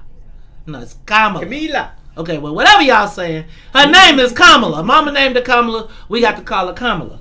Now, the question is... Hey, Ron. Oh, you missed that Key and Peele? I don't know. I never seen the Key and Peele. You saw that one, Sonia? Oh, I don't know. I never seen a Key and Peele episode in my life. There's a substitute teacher. And he's a black guy, and he's like in a white suburban school. And he is calling out the kids' names, but he's called, instead of Aaron, it's like, hey, Rod. And the kid's like, you mean Aaron? He's like, oh, you gonna mess with me, huh? Okay, I got it. All right, y'all, phone lines are lit up, so I'm about to start taking some of these calls. He had to be there. I got it. I'm gonna go watch it tonight. Hey, Ron. All right, let's go to the live lines. I'm gonna start taking some of these calls. Give me your thoughts on Kamala Harris. I'm just not convinced. Caller, you are on the live line. Is this Jim? Hello, caller. Jim? Oh, hey, Kim. Come on. How are you? Hey, Kim. How are you? Hi, Kim.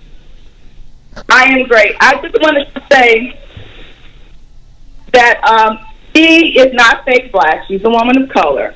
And she's what you call a safe choice. Okay? Because she's going to appeal to Middle America because she's fair-skinned. She's also from an HBCU. And so she's going to draw in the people from the HBCU. Also, she's an immigrant. And so she's going to draw in immigrants. She's an AKA. She's a soror, so she's going to draw in AKAs. She's what you would consider a safe choice. And so we need someone who's going to appeal to those people who may be a little intimidated by us. And I think she will not be intimidated. She's smart, she's articulate, and we need to take one for the team because we need to win and we need to beat Trump in 2020. Okay, I'm gonna give you. I think a lot of black people are not for the take one for the team. We always take one for the team, and then it's like we take one for the team, and the team keeps giving it to us. All right, let's go to the next call. Caller, you are on the Maze Jackson. Hold on, let me get you. Caller. Can't you see? Caller, you're on the Maze Jackson show. You're calling about Kamala being black? Yeah, that's what I'm calling about. How you doing, Maze? This is my first time calling you guys on the show. Thank you, man. Thank you. First time caller. You made the switch? Say that again. I'm sorry. Did you make the switch? Yeah, I made the switch, man. I'm following you guys. I called you before on the other station, but I follow you guys. You know, I listen. I like to listen a lot rather than call so much because I like to get the opinions, but the lady is not black like me. You know what I mean? Like, we finna get another feel-good Barack moment, which I'm cool with it because I want to get rid of Trump like everybody else. I don't like the guy. But it's just a feel-good moment. We don't expect nothing substantial out of this for the black community. Not going to happen. Okay, so you're going to get your black women going to get the feel-good moment. So should we then, so are you suggesting then, like Kim just said, we just take one for the team with this one? Yeah, pretty much is what's going to happen because you woman of color, man of color, dog of color, what is of color? We black. You know what I'm saying? In Kamala Harris' house, I bet you went in there and smelled greens and sweet peas and candy yams. No, you didn't. You know what you smelled. You know what you smelled. I'm gonna tell you what you smelled. You know what you smelled. I ain't gonna even say it. I know but you know it. So that's black is a color. Black is a heritage. Black. We came from descendants of slaves, man. My people came up here during the Great Migration. I got uncles just as close as the 60s. They had to escape Mississippi for fear of being lynched. Mm-hmm. Kamala Harris don't have a heritage. in her family. You understand what I'm saying? I'm with you. I'm with you. Thank you, brother. Just like the people.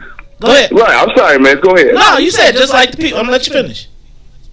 Just like the Black Lives Matter people don't have no heritage in Englewood. No regression. You can come over here and start a whole lot of stuff and talk about you don't care about the looters because that's reparations, but then you leave and I get my head busted. Dang. I'm gonna take that. You don't have. Oh, I'm sorry. First of all, thank you for your first time. Make sure you call back because that was good. That was a good one. All right, let's go to the next caller. Make sure you say hi to Todd, Byron. Hey, good morning, Todd. Good morning, Maeve. Good morning, Byron. And all the good Sonias around.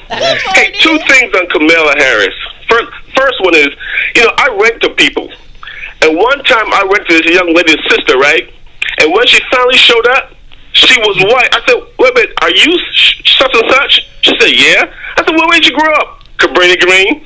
She's a white lady, sung just like a sister. I was shocked. Kamala Harris is the same thing. She ain't black. Have you listened to her father, what he wrote about her? Her father, our grandfather, owned slaves.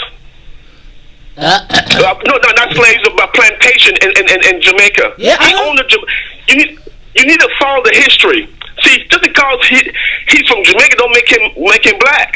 I tried to tell them that the second so Byron, I tried to tell them that the second largest population in Jamaica is Indian. All the shop owners, all the liquor stores, when you go over there, I'm telling you, when you go to buy any souvenirs, any trinkets, anything, all Indian. And guess what it's just like? It's just like the corner stores in Chicago. Where the black people working there. Like, you like that? You like? Be like, yes, I want that. She like, my brethren. Then you go in the store, and then it be dude like, I'm telling you, man. I've been here. All right, callers, y'all got opinions. Let's go to the live line. Caller, this is Ruby. Ruby, welcome back, baby. How you feeling? How you doing this morning to all three of y'all? Ruby is on the phone today to tell you that no, Kamala, whatever the hell her name is, sorry about the French. No, she's not a black woman. And her first stop in Chicago should be up on Devon Avenue where her people are. It probably was. We just didn't know. This black woman and the 4 black people that she around, no. Right will not get our vote. I'm just okay. So let me thank you, Ruby. And Ruby, thank you for always calling. I appreciate you so much. And Maze, I think you were alluding to chitterlings. What do they call them in India? Chitlins. Okay, so here's where I'm gonna go. This is where I'm gonna go. And I'm callers, I see you. Jamie, I see you. Renee, I see you. Hey, give us a call. 872-259-7474. We want to hear what you got to say. 872-259-7474. So this is me, Todd. I think you used to say that for a black candidate to win, and I think your consultant told you this. Right. For a black candidate to win, you needed to pitch a 90 in the black community. Well, at the time, I think it was 92. 92. Yeah. Let's just say it's 80. Okay. Let's just say it's 80, and it's really got to be like 87, 89, right? I think 87, Hillary lost. Like with 87% of the black vote, she lost. Phew, that's almost everybody. That's right. She lost. Now, just to go to show you, it's us against the rest of the world. So just so we're clear now, this is what I want to do. I've always said to you that as they continue to do this black man, black woman is the greatest thing in the whole sliced bread. Yes, they act like black. It's Maze who is against you. It's not me. Right. Women power. So as they continue to talk about black women voting for candidates for Democrats at 96%, they neglect to say that black men do it at 92%. Right? Okay. So now as you continue to drive that factor home, you are now cutting into that to get to the 92% that you need of the entire black population. You can't keep losing people. Now, I'm going to say we've taken 10 calls. If 2 out of 10, think about this, 2 out of 10 means Joe doesn't win. We haven't had a caller that has, one caller that supported, one caller that has supported Kamala. Yeah, but that's because we got a biased audience. Well, we probably do actually. It's Chicago. But this is a totally blue state, so we know he already has the votes here. Exactly. But my point is, if this was taken up, if you were to take this as a microcosm of the country, right? Like big cities where they need her to run the numbers up. Right. If 2 out of 10 black people are not supporting her, that spells disaster. That spells disaster for Joe Biden, because he needs Barack Obama-like numbers to win. I'm just telling y'all. Let me go to the live line, because I'm going to go to... Maybe he'll get enough, but maybe he'll get enough Indians. No, it's not enough. It's not enough. Now, maybe if they get the Pakistanis. Do they vote Democratic? All right, y'all. No, but Indians ain't necessarily voting Democrat because they make money. Let's go to the live lines. Let's go to Janie. Janie on the Maze Jackson Show. Hi, good morning. I just wanted to say that Kamala Harris, we've heard what she's about. She's really told us what she's about. She's not about a black agenda. When she's in India, she does what the Indians do. When she's in Greek town, she do what the Greek people do. And she really better bring her best pooper scooper, because Joe Biden is going to give her a lot to clean up after. And people like Kamala Harris are the very reason why I am an independent instead of a Democrat now, and I'm an independent with 2 eyes. You have to bring me something for me to vote for you. You know what? Thank you, Janie. I think so. Here's what I was trying to get at this weekend. I was trying to get at the premise that that a lot of the people that are talking that are pro Kamala Harris don't recognize that they still are in conversion mode. They are in they have to still sell their candidate, right? So they're almost like every time you call somebody stupid because they have a question or because they are pushing back, you essentially lose them, right? And so, like, the more people say you sell out, you Uncle Tom Sambo, because I'm saying the woman has said for the last 30 years that she was Indian, right? And you look at all of the stuff that was written, she flipped black when it became during the Barack Obama moment, and it was she was like, man, I could do this such and such American thing and get a double bubble. Okay. I just don't care. Exactly. But I'm saying you have that right. But I have a right to question it, and if you call me stupid for questioning it. No, I'm going to call you stupid for other things. Okay. Let's go to the live line. Let's go to Renee. Renee, you are on the Maze Jackson Show. Renee? Good morning, everyone. Good morning. Hello. Hey. Okay. So I want to say I got a lot. I wrote it down. One, I think we should get up off of her about her South Asian heritage, because that's her mother. That's where she was.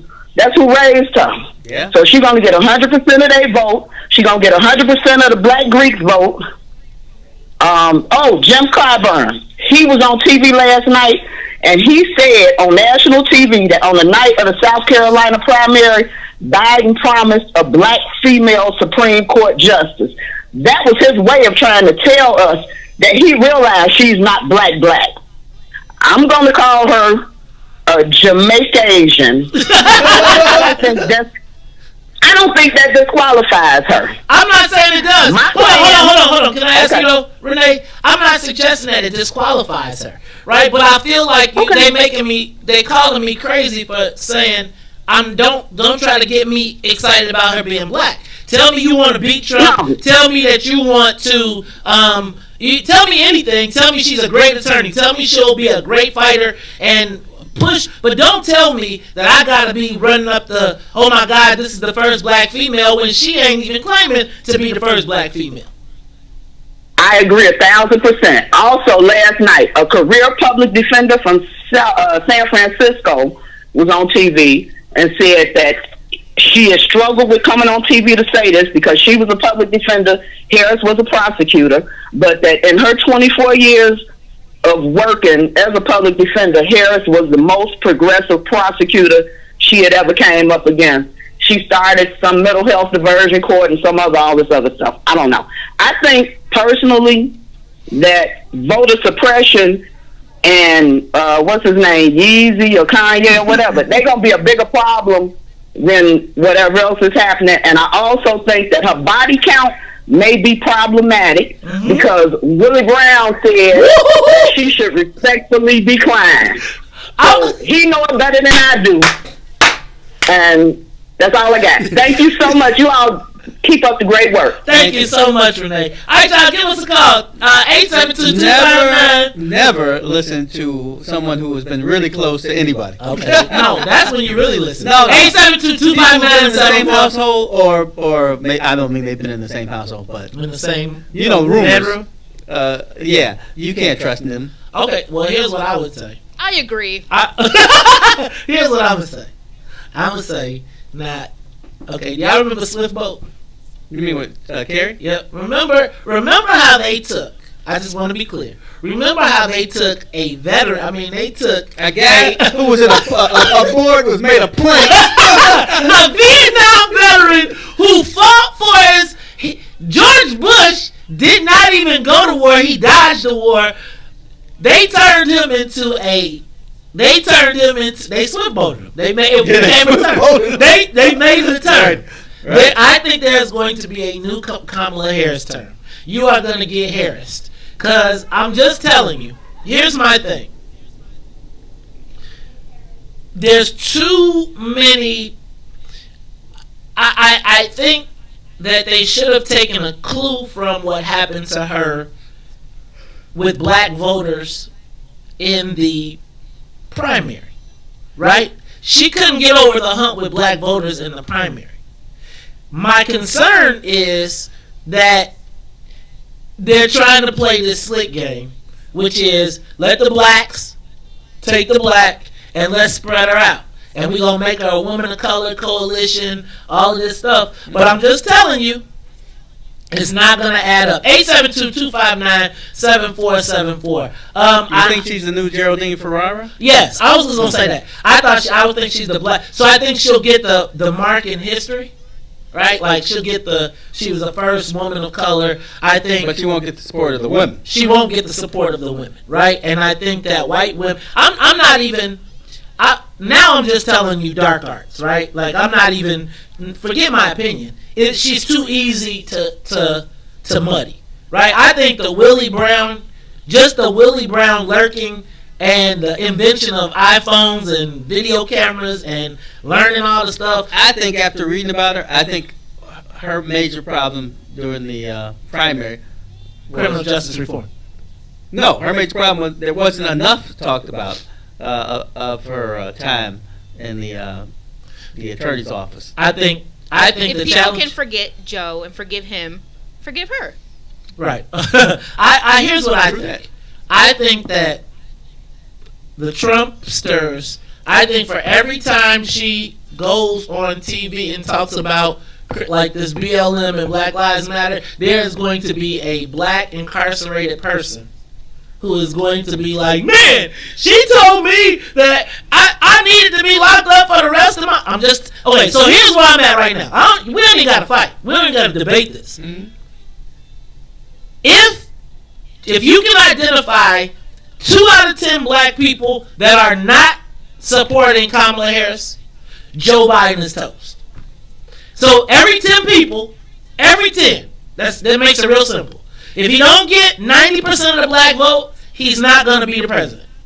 I think that these Indians who are Americans are going to surprise you. I think that these Indians who are Americans are not. I don't think that their total comes up to where we think it does. And again, I think maybe if you think that's the case, I think that's the same calculus that they used for Hillary Clinton when that guy came. When what's his name? Panetta came on and he said we're not depending on the black vote, we're depending on a coalition of which the blacks are just a piece of it, and we're going to get Asians and Latinos. You just lost Latinos. They were half and half anyway. I always figure that they're like that thing you put in coffee. Right. They're half and half. Right. They're half and half, but they making money. All right, y'all. Todd, Kamala Harris, not Kamala. Kamala Harris. I'm open. I'm open to if a she Bible. calls herself Muhammad, I'll take Muhammad. I don't care. I'm gonna tell you. Here's where I'm at.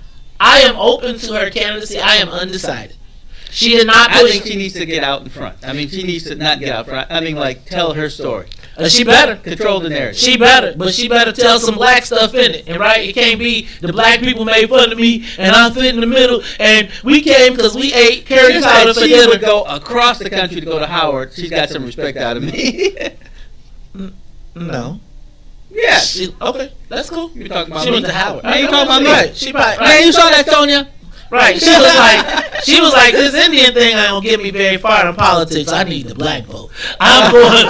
Look, y'all, this is the Mace Jackson Show. We'll be back. When we come back, we're gonna talk about succession planning. Todd, are they openly conspiring against Madigan at this point? We see another state representative has called. Another state representative has called for him to step down immediately. I'm not shocked. Oh no, it's a steady drip. I think, quite frankly, it's almost over. Look, we'll be back after these messages. AM 1570 WBGX Harvey.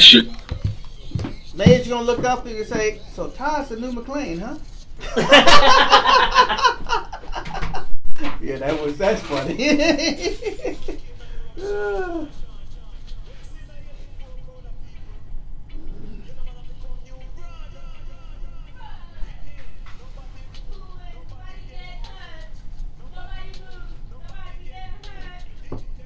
When I was at Wisconsin, I wonder, can you hear me? Can you hear me? When I was in Wisconsin, one of my friends, I guess he was my best friend in Wisconsin,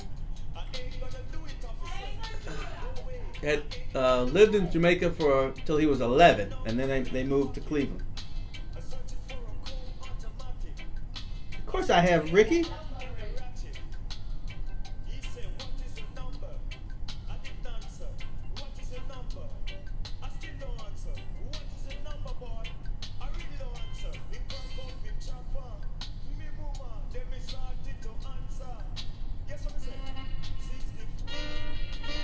So when you listen to some Jamaican music, it was fun back in those days.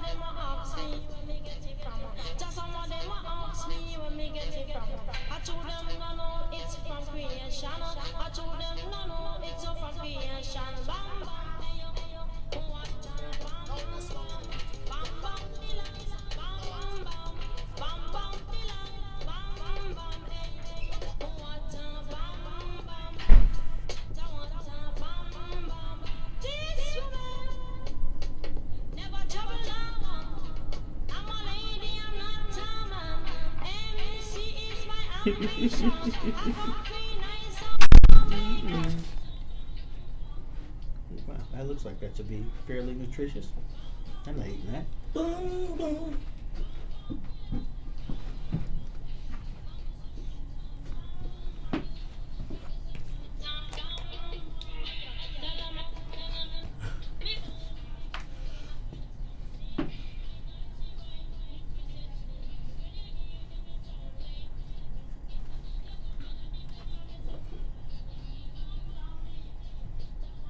Bum bum.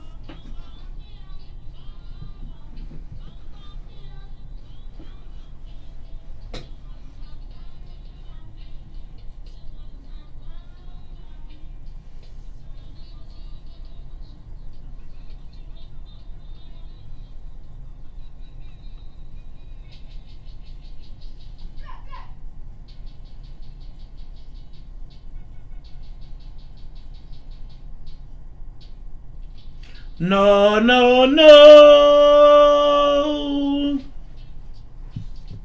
You don't love me, and I know now.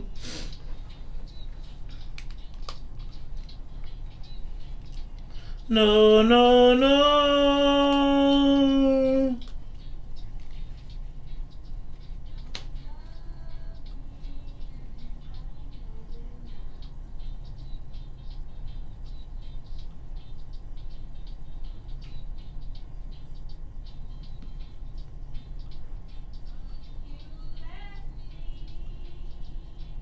baby,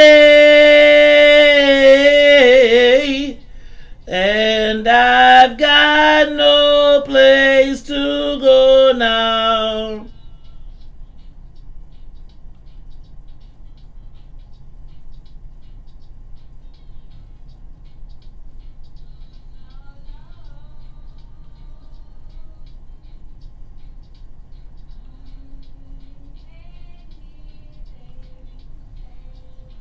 For the people!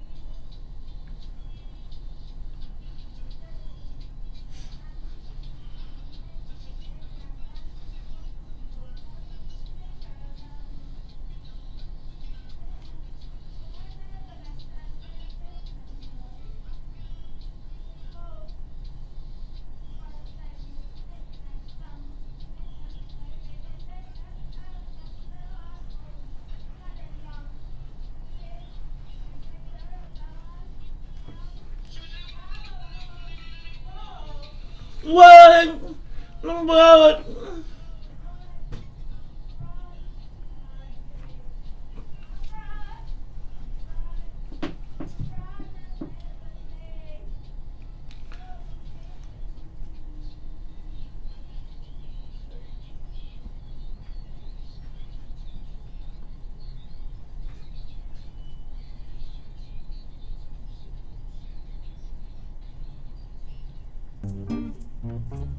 Looking at this generation feeling hopeless. Ain't no hocus pocus. Said and done, they will all know us. Trying to... What you broke us. Or to follow Moses. Don't let no. Put you down. Smile.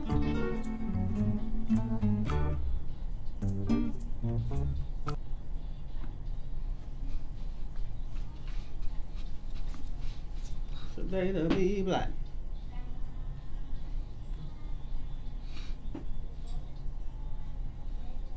Hey, rise up, rise up. Don't you know you can fly? Wake up, Chicago. Wake up, world. This is the Maze Jackson Show. I'm your host, Maze Jackson. Got my co-host, Stroger, Todd. You know we got to say what's up to Miss Sonia Escobar. Miss Ruthie Moore. We ain't forgot you. Nope. We'll be here soon. I need you to get Todd in order. He around here.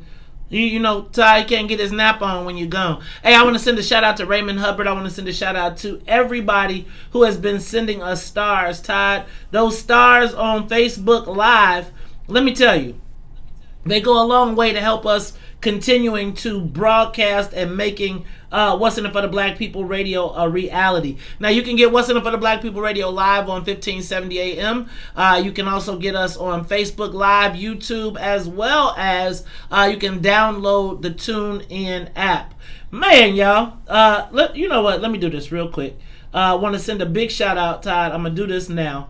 Shout out to Vince Bass, Tamiko Holt, David Turner, T. Renee, Christopher Divine, Brother Edward Steve, Sharon Holman Mayfield, shout out to Maisie Harris, Vanessa Taliaferro, Dorothea Friend, Clark Collins. Let me tell y'all, Adrian Anderson, Stanton Helms, Marvin Slaughter, Kenny Cool, Raymond Hubbard, Riley Taylor, Chess, etc., Hassan El Amin, Cousin Erica, Angela V. Williams, Yashika Wadi. All of these people sending out stars. Let me tell y'all what, those stars make us go. Also want to let you all know today, don't forget 1 to 3. I said what I said with Herb Howard and Toussaint Werner. Hey, y'all, we blowing this thing up. What's in it for the black people? Media. I keep saying radio. It's media. I'm going to have to change the signs around here because we are blowing up. Now, don't forget, we got our middays starting September 1st. Also, Senator Ricky Hendon, 11 to 1, Monday through Friday starting September 1st. Y'all, and then I can't wait for the big announcement.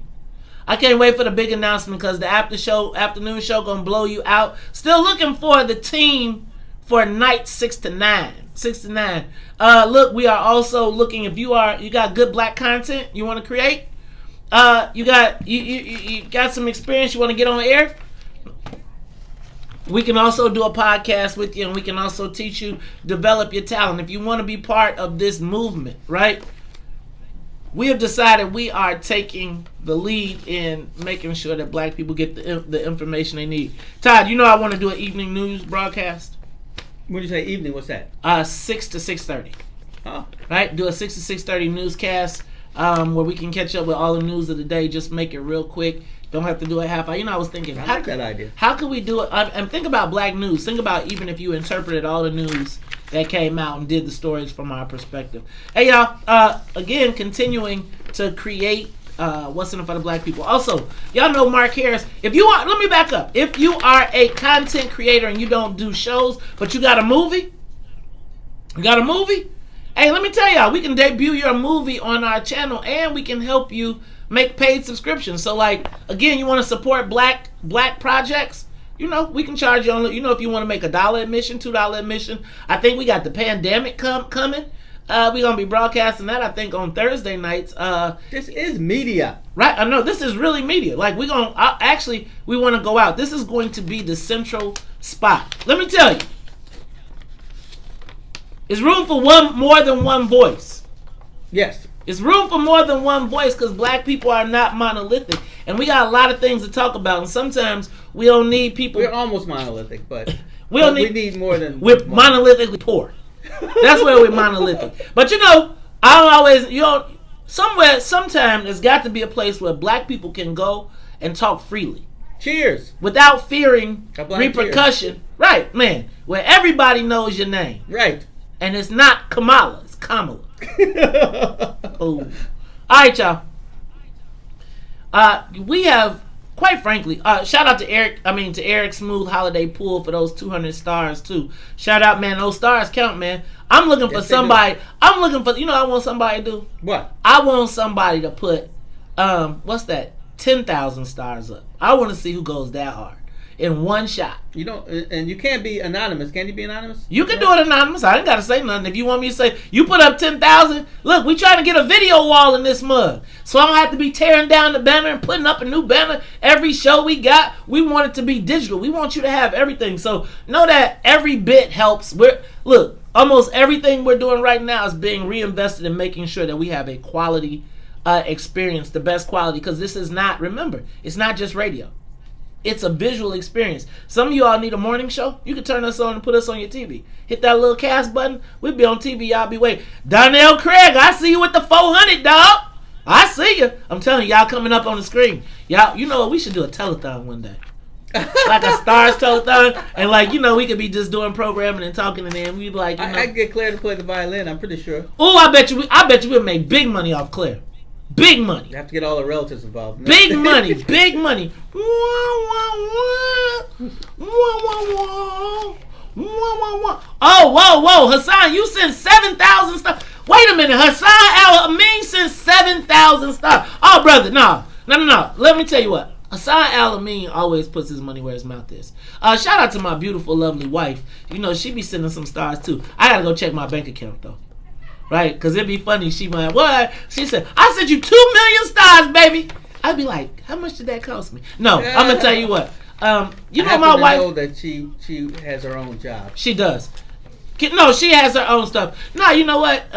She has been trying to. I think she kind of snuck up on me, right, with these stars. I think this because you know she been trying to support. She been trying to write checks. She been trying to support everything we do. By the way, Madam President, deferred comp is the best thing in the world when you're an executive. Trust me in this.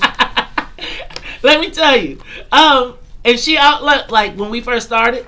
She literally wrote a check from her, and her personal account was like, baby, I just want to support you. And I want to support what you do. And it's like, you know, I love a check, but I just couldn't cash her check. I just couldn't do it. I just like, baby, I mean, it's like I can't do it, right? I know you with me. I know you love me. I know you support me, but I can't cash your check. Then one day I turn on the thing, and it's like, Carrie Steele, 12,000 stars. I'm like, oh, I see what you're doing. I see how you did that right there. But I want to tell you all, it has been amazing, and I also want to encourage you all. Whoa! Demetrius Thomas with 9,990 stars. Ding ding. Demetrius Thomas. We gonna put your name on the TV screen when we get it. I'm gonna tell you. Look now. If y'all want, let me tell you. I'm gonna also tell you this. We're also going to offer sponsorship, in studio sponsorship. So like you can have your plaque on the wall. Right, you could be in the shot. You know, there's gonna be all types of opportunities. We're gonna do like some stuff where it's like buy Todd breakfast, right? You know, like how much would y'all pay to see Todd like me like you know do something crazy to Todd when he go to sleep, like put ketchup on his oh geez. Right. All of a sudden we gonna have a dunk tank. MTV. All right, let me tell you. I'm sorry, y'all. I know I got a little bit off. But them stars. First of all, hold on. Did we get 9,990 stars? Let me tell you we having lunch with you. We gonna have lunch. But yeah, we gonna all sit down and have lunch. Sound cool, right? We gotta find a sponsor for that lunch though. Woohoo! Tory Bear. All right, y'all. That's where we gonna have lunch at. We gonna have lunch at Tory Bear's new supper club. Tory Bear just hit us with the 6,000. Look, that's the big money grips. Yeah. Tory Bear, you gonna get your name on the tube too, man. Like, hey man, you know what? So Tory Bear, man, you see Tory Bear done took over 55th Street. Really? Man, that brother got he got artist lofts. I'm gonna play your son in basketball too. I think I can dunk on him. You know, you can't dunk on this son. Isn't his son like 4? No, Tory's son. No, you know Tory's son famous, man. I be seeing Tory. You watch Tory. You know your son is in my Sundance film, right? Ooh. And speaking of that, did you know we got picked up? City So Real got picked up by National Geographic. Oh. So National Geographic will be debuting City So Real in October. Do they have a cable station, a cable channel or something? Yeah, National Geographic is a big cable channel. It's huge. Now let me just tell you though. Let me tell you about that. Can I tell you our secret?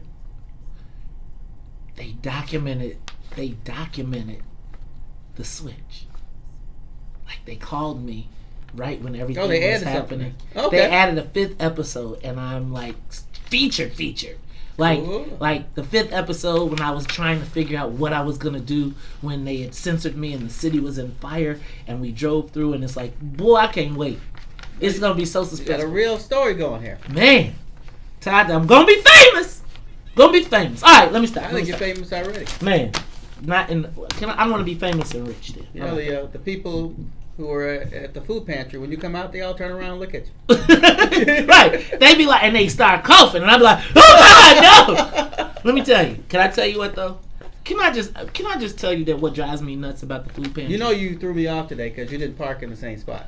You know why? Because somebody was in my spot. Somebody was in my spot. You know what I hate about the food pantry, man? Golly! Can I tell you what?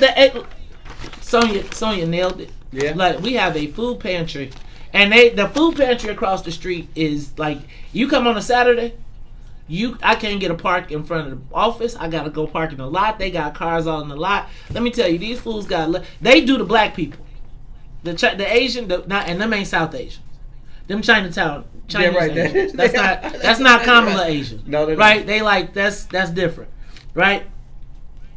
You go, bro. They all got Lexuses and BMWs and foreign cars, and they got picking this up welfare stuff, system, right? And then figured they out. go take our stuff over to Chinatown. Well, they ain't selling it now, cause ain't no Chinatown. Let me just tell you, ain't nobody in Chinatown but Chinese people. Like straight up, you drive through that bad boy, it'd be like, dang. Remember when the mayor was trying to get you to go over there? Sonia went. Sonia went. She sure did. And you survived. You survived. All right, y'all. Look, when we come back, I'm going to talk about succession planning. This 8 o'clock hour just went somewhere. I don't know where it just went, but we are going to, when we come back, we are going to talk about the succession planning. Todd, you mentioned, what if I found out you were the new Mike McLean? I think if you're going to be the new Mike McLean, you better get into planning now. What I am seeing and what I am hearing. We're going to talk a little math. I could be a fair Mike McLean. That's gonna be the problem. Once again, that's our challenge. That's our challenge, and I'm starting to think maybe I shouldn't be trying to persuade us to get a black speaker. Because they'd have to be fair? Well, because they would owe their lives away, and we get nothing again. Look, y'all, we'll talk about it more. See, because we'll be fair. They straight up be like, we don't care about you. We would be like, I gotta make sure that everybody. But I also think. I think that there is a comfort level currently, and I don't know if people want to break out of their comfort zone. So I think I'm trying to figure out, is it better to have a black speaker or to help a white guy become the speaker? Let's talk about it. I see you. I see you contemplating. But I got a thought for sure. I see you contemplating. I guess my question is, when do we? Maria Munoz with the 50 stars. We see you, sis. We love every bit. Yeah. Let's talk about it. It's the talk of Chicago for real. The real talk of Chicago. This is WBGX 1570 AM. What's in it for the black people? Media. We'll be back.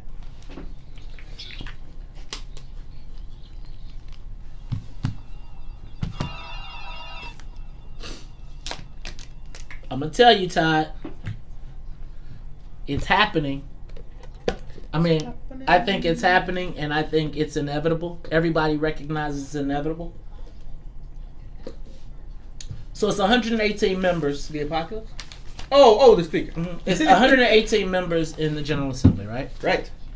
So what is that? We're only sure of one vote right now. His. Yeah. 59. So that's 59. 59 is a tie. Yeah. So, but remember, there's what, 64? No, 71 Democrats, right? Right. Okay. Right. 71. Now 71 minus 7 is what? 64. Because you've already got 7 House members that have defected, plus your Republicans. So you assume that all Republicans would vote to throw them out. Yeah, you'd assume that. Okay. There's 44 of them. Right. So now 44 plus 7 is what? 51? Yeah. So they need 9? No, 51? Yeah. 9. They need 9. That would be 60. That'd be 60. Right? Right. Now, how many white women are left? We haven't heard from Fran Hurley. We haven't heard from Kelly Burke. We haven't heard from Ann Williams. We haven't heard from, like, you're going to lose all of the white women. All the white women, in my estimation, are slow drip. Mm-hmm.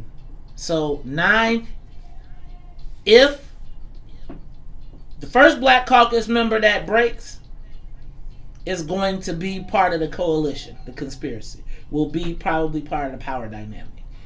If they wait for everybody to break and it happens without them, they will get left out. You know what this reminds me of? What? Of when the sugar tax happened and none of the black people would break away from Pratt Winkle, even though it was like the Titanic. You're like, you don't feel that water around your ankles? Yeah. And then at that point, if they're not part of the conspiracy to take them out, like, I think Dude is in a foxhole. you see they have already there. No, garbage can. Thank you. White, I think the white women have already made their moves. They're just slow dripping. They're just gonna keep on dropping one at a time, right? It's a long way to January. Right, one a week, right? You can just do one a week, and he's got to sit there, and all he's waiting on is to pray that the Black Caucus don't break. But if he gets 44, so it's only 9 more people. Now, if you take an enterprising person like the person that's now planning to be speaker, he needs to find 9 co-conspirators to plunge the knife. And then he could go. Like somebody right now is trying to find 9 people. You find 9 people, you got what's necessary to create complete havoc. Now, where you end up in that is, I think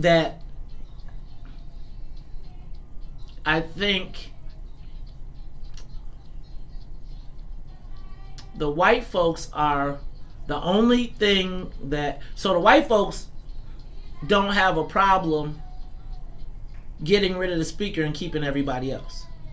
They just want to keep making money. Yeah, right. We will be left out again, right? Because again, if I'm the speaker's people now, I'm trying to project who is going to be the future and what can I bring to the table to help you kill them, right? I can show you where all the stuff is, because now it is, from what I'm hearing, it's a foregone conclusion.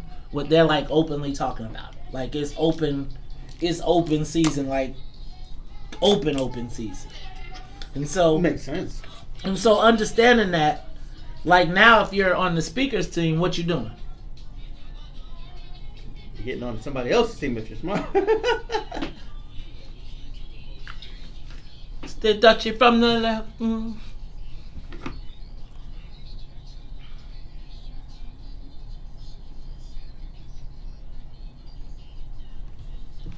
You are listening to the Maze Jackson Show. I'm your host, Maze Jackson. Got my co-host, Todd Stroger. Hey, Todd. I want to talk. We've talked about this before, but I want to talk about succession planning. Yesterday, we saw another member of the Illinois House of Representatives take a definitive step. We saw that, Jennifer Gong Dershowitz from the North Shore is the 7th Democratic House Caucus member to call for Madigan's resignation. Now, Todd, from what I am hearing, there is open succession planning happening as people begin to anticipate life without himself. And if you don't know who himself is, it would be Speaker Mike Madigan. A man with a title. Todd, so here's how it breaks down. So here's what I see. There are 118 members in the Illinois House of Representatives. Right. You need 59 votes, 60 votes to oust the speaker. So 118 divided by 2 is 59. 59 plus 1, right, which is a simple majority. Right. Gives you 60. Currently, there are 44 Republican members in the House of Representatives. Let's assume that all of those Republican members would vote to oust Madigan. Right? Okay. Is that a fair assumption? I would think so. Okay. Now, add to that 7... Oh, wait a minute. I'm sorry. Do they have to hold one to be the minority leader? I don't know how that works. Do they have to hold one what? Vote. Yeah, I think you can. I mean, a Democrat could call it, I guess. I don't know. You'll know. You can find out all the process. But let's just talk about if somebody. There has to be a session, right? And then there would have to be the call. I mean, I feel like once the majority of the House calls for your ouster, you really have nothing to do, because then they could call for a trial, right? They could do all type of stuff, right?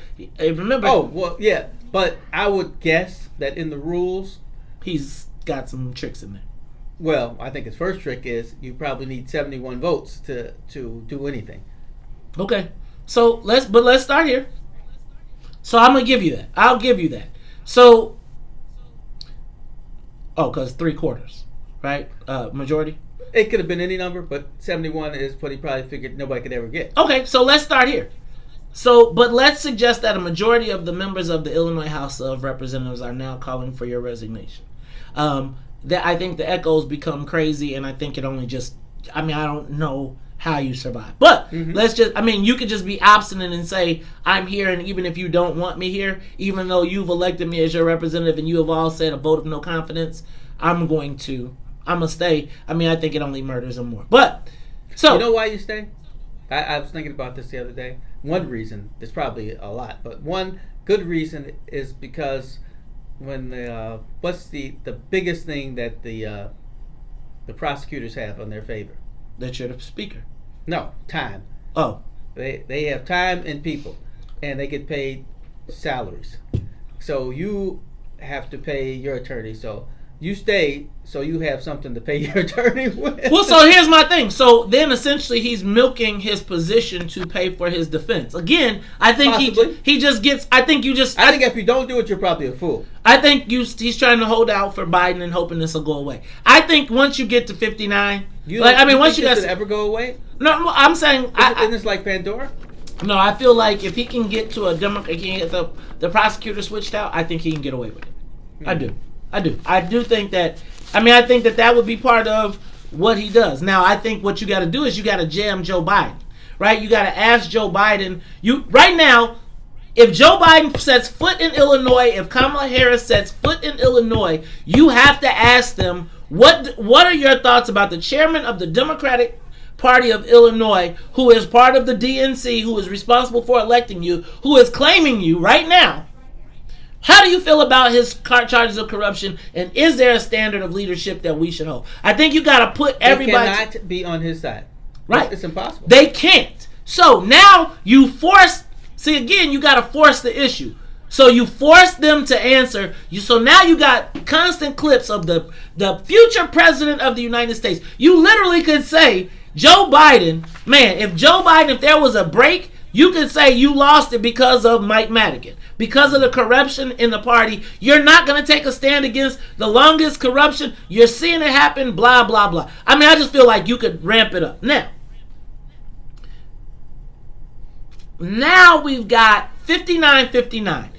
There's 44 Republican members. You got 7 House members that have called for his immediate resignation. Not if he's guilty, but right now. That means you're at 51.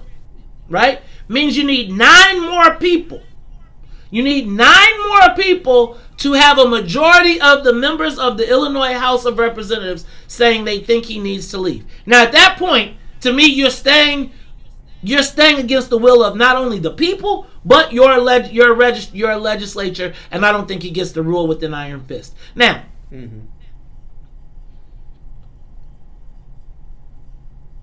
the white guys have now come to the conclusion that it's over. If you just start counting the white women falling off, he's going to go.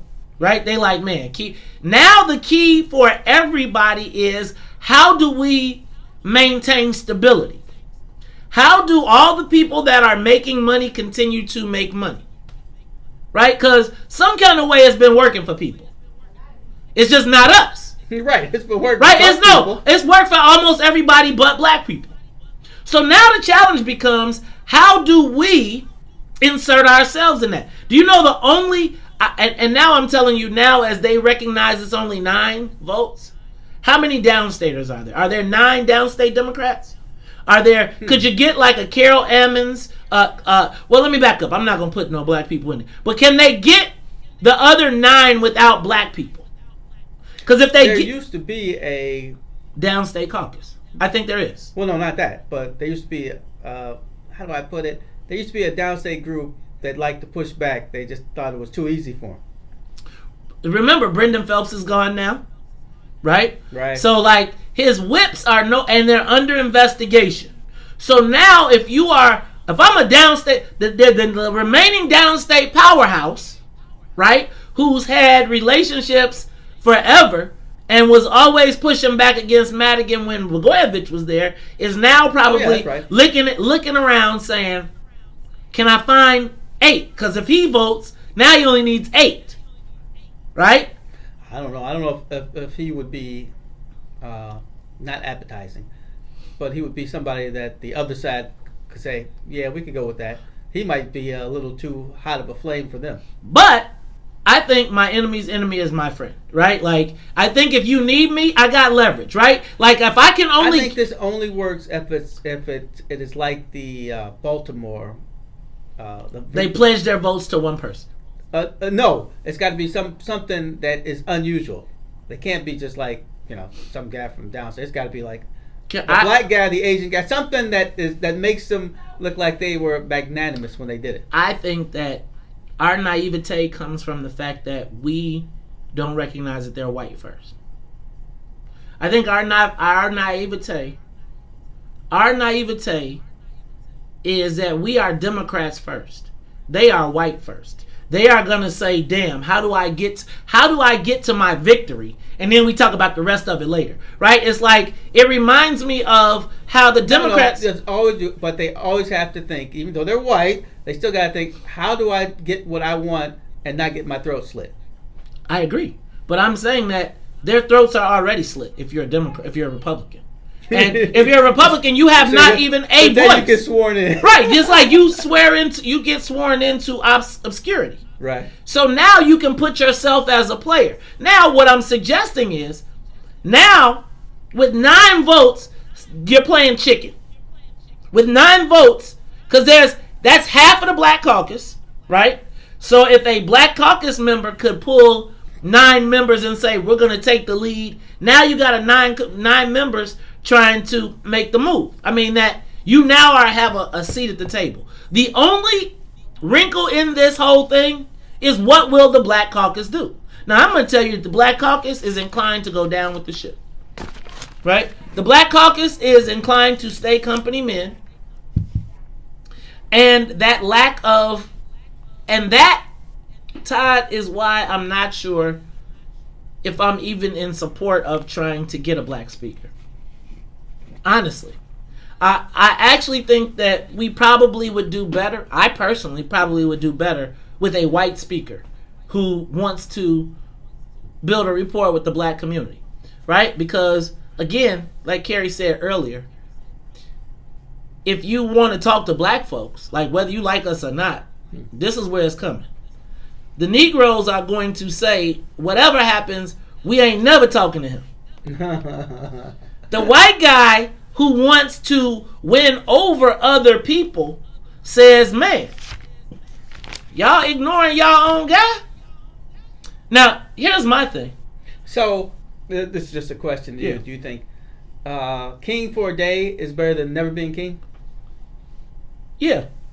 I think so too. I think king for a day is better because I'm going to change the laws in that day that's going to pay me for life. Right? I think, and so here's the thing that I think. I think that fear is going to get black people left out. I think right now, the white folks are thinking, man, we've been making a lot of money. Life has been good for us. Even the low-ranking white people. Even if you ain't on the magic list, you're doing good. Don't know. One of the things that everybody likes is stability. Yes. And so, in the transfer of power, right now the Madigoons have to be thinking, if our boss is gone, how do we survive? Now they got to be making calculations. They got to be betting. They got to say, dang, who has the best potential to be the speaker, and what do I have that I can offer them? Right?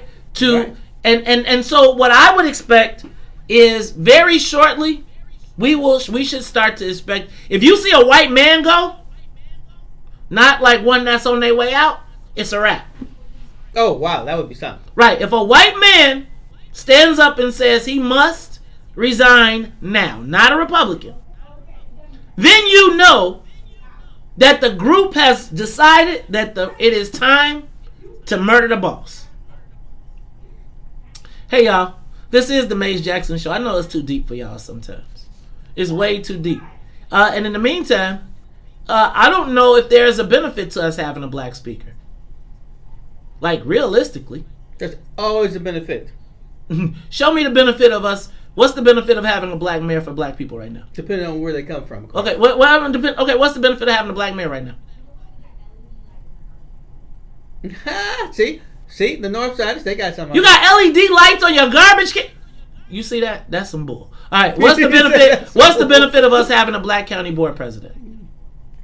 Well, you know my theory. I forgot. I spoke too soon. My theory is if you don't have a leader from the south or the west side or the south or west suburbs, then you're not really getting much out of this. So, what's the benefit? I would like to stick to Chicago, but I don't want to seem prejudiced. I say, I bet you if you had a speaker from Bolingbrook, a black speaker from Bolingbrook, I bet black people would do much better than from the city. Speaker from Bolingbrook? Mm-hmm. Right, man? I'm just saying, bro. I'm just saying, like, I think, here's my thing. I think that city people who did not ever have to do battle with white folks still have a fear factor in them. They still have I'm just honest. I truly believe, oh, we do have calls. I'll take a call. I truly believe that black folks. So we need a speaker from Waukegan? Well, not Waukegan. But I do think you need a speaker that has been used to dealing with white folks. Right? I think we saw that play out in the Senate race. Right? In the Senate race for president, I think you need a code switcher, a deal maker, a person that knows how to talk to all different groups. Right. And I think that when you are limited to someone from the south side or the west side, they have sometimes a limited worldview until they get to Springfield, and that worldview then is shaped by white lobbyists and the establishment. So I breed you to be fearful of what you don't know, right? Like that's why when black folks see the speaker, they put their head down and look like, and you laugh, you smiling, and it's like my daddy taught me, look at that white boy in the eye just like you look at whoever. I think when you haven't, I think about going to U of I. And I think about the first time all them black kids saw white folks, and it was like they knew how to respond physically. But mentally, they were always just a little bit not sure of themselves. They might be a smart ass, but they always had that level of doubt. Like, I don't want to be embarrassed. I don't want them to get me. I don't want to take a chance, because taking a chance could mean I could be embarrassed. I could just sit back here in the back of this class. Nobody will mind me. Nobody will think about me. And I can go to the union parties and be fly. But it probably worked well in high school. Right, well, but that's how they got to U of I. Hey, y'all, this is the Mace Jackson Show. You know what? I'm going to take you know what? Let me do this. I'm going to take a call. I'm going to go to my caller. Let us go to the live line. Caller, you are on the Mace. Hello? Uh-oh. Did I mess it up? Caller, you are on the Mace Jackson Show. Talk to us.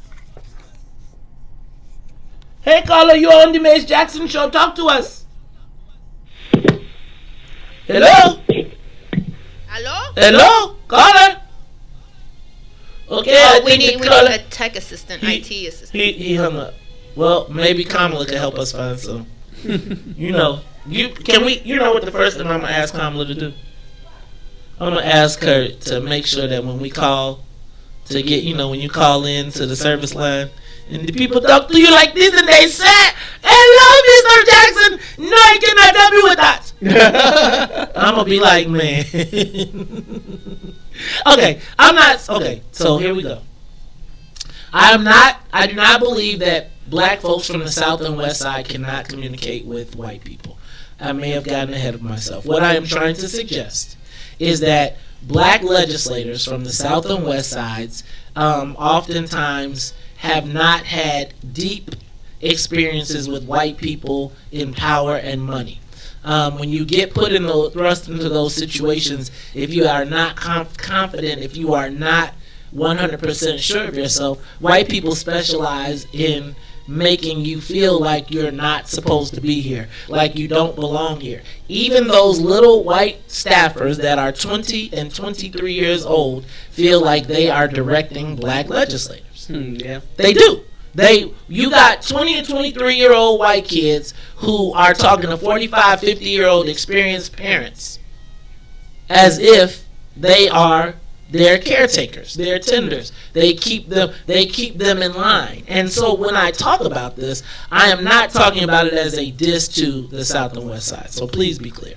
What I am suggesting is that I just think that when you look at what happens in Springfield, Todd, most people get quiet. And it's either they're quiet or they're mad, right? And they only go to, it's like they only go to the black lunchroom table, right? Which is the social services. How many times do you see, what I'm telling you is, when I talk about this, when you see black people and they get to Springfield, they volunteer to be on social service committees. They want to be on human services. The white folks go to be on finance. They go to be on banking. They go to be on insurance, right? And so what happens is, you go to what makes you comfortable, and at the same time, we lose. Because where the money is at, not where the money is growing, you go away from that. Because when they start, again, if I insert you on the finance committee and you have graduated from high school and never done finance, you ain't talking at the meeting. Because you don't want to be exposed. Now, you can go talk at the social service meeting because you had to use it.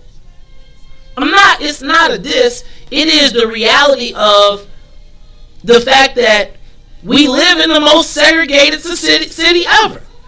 How many black kids on a daily basis interact with white people that ain't their teacher?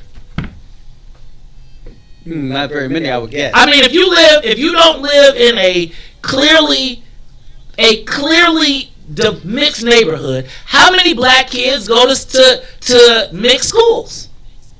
Isn't that one of the reasons why the world doesn't change? I mean, it's easy to think of people as animals if you never ever have to see them. Right. You be looking for your tail, and ain't nobody there to tell them it ain't one. Right. Right. And then if you never talk about it, if you go to let me go to the live line. Mike, you are on. Hold on, let me get you.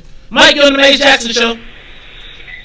Hey, good morning. How are you doing? I'm great. Good morning. Good. How you doing, Todd? Great, thank you. Good. This is Michael Hayes. You know me, Todd. Hey, Michael. Yeah. Hey, yes, Mike Madigan should resign. I think he's been in there too long. And I'm kind of mad at you two guys, both of y'all. Y'all had Tom Dart, the sheriff of Cook County, on y'all program. No, we didn't. Hold on. Who you talking to? Because Tom Dart ain't never been on no show of mine nowhere over here. So I think you got I got the wrong thing. I thought he'd been on that show. You got the wrong station, brother. This is what's in it for the black people radio. No, this is what's in it for the black people radio, my brother. We are WBGX 1570.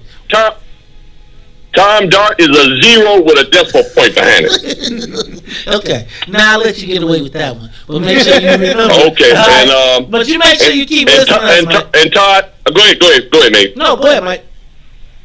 Yeah, and I will talk with you later, Todd. On some other things, about that Cook County Sheriff's Department. Okay. It is racist, very racist and prejudiced. Oh, we know. Now that I'm not surprised about, Todd. Maybe we should call the Black Lives Matter protesters. Oh, send them over there. Yeah, get the situation in control. Man, let me tell you, Todd, you sound like he gonna talk to you later. I hope nobody calls for me later. Ooh, Todd, where you at, man? You want your cornbread? Hey, y'all, this is the Maze Jackson Show. When we come back, we are gonna wrap this thing up. Mike Madigan succession planning. And I'm gonna tell you one more thing. I really think I'm right. I think. Y'all think what? Yeah, as I said, you could pick if you pick the right person, and the right person has the right people around them, then they can always be successful. Of course, they have to trust and believe in the right people, though. Right. So I don't know. I don't know if we need to try to push a black speaker or we need to figure out where the best relationship. Like I told you when my dad became the committeeman. What? Okay. He didn't know what he was, doing, but he had all these older people who'd been in the organization, had been around the world, and they kind of taught him what it was like to be a leader and who's that? What to do. Who's that for black people, right? When you think about it, everybody we've I'm had. free. No, I mean you think about it. You're free. That's funny. Think about this though, Todd. Everybody that we have to teach our next generation of elected officials have all bowed down. They weren't fighters. they were participators. They were complicit. Hey, when we come back, I just got to ask the question, will Andrew Madigan have to testify against Speaker McMahon? That's going to be real interesting when we come back. The Maze Jackson Show will be back.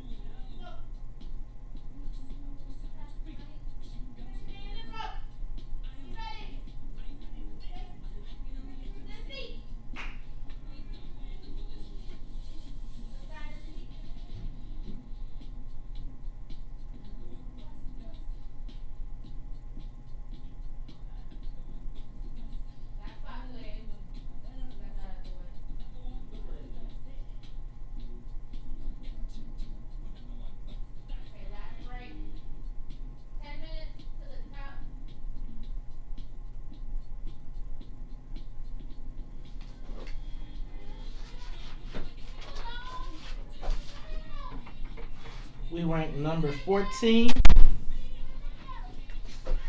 in the top pages in Chicago.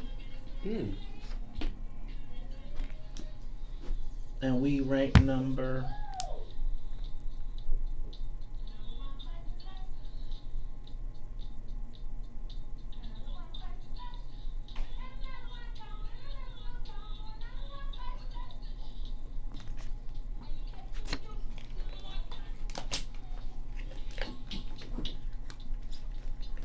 You know what would go with that? A great mix with this would be Mary J. Blige. A great mix to this would have been Mary J. Blige with that I'm gonna put that together. I like that.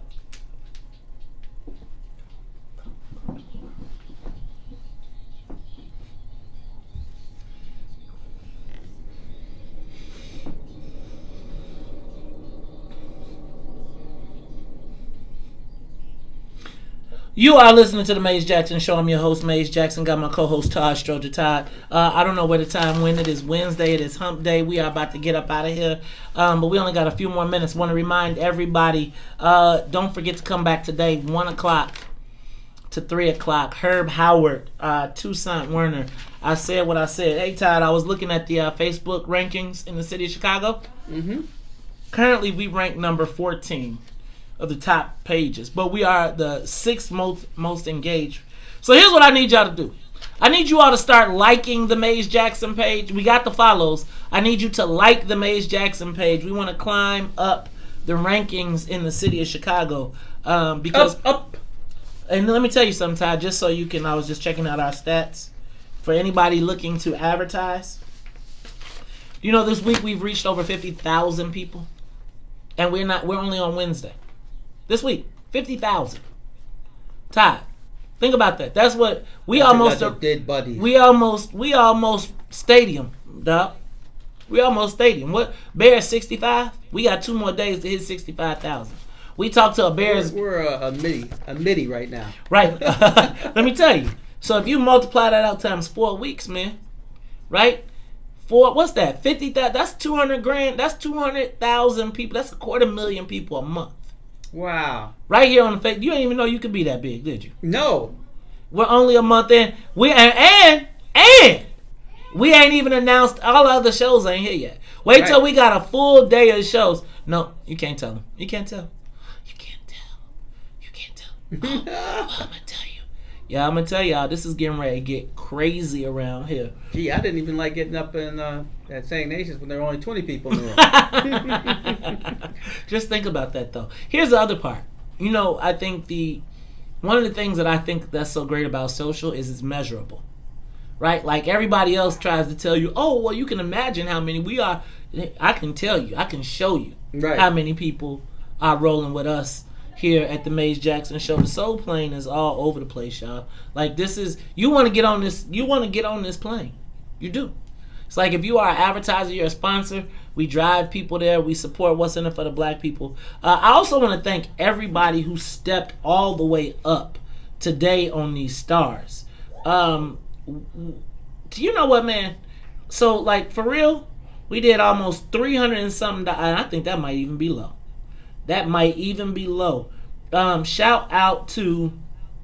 hold on, Todd, because I want to make sure we give these people some props. Did you also hear? I'm going to tell you, I think, Todd, I'm going to tell you I'm the Maestradamus, though.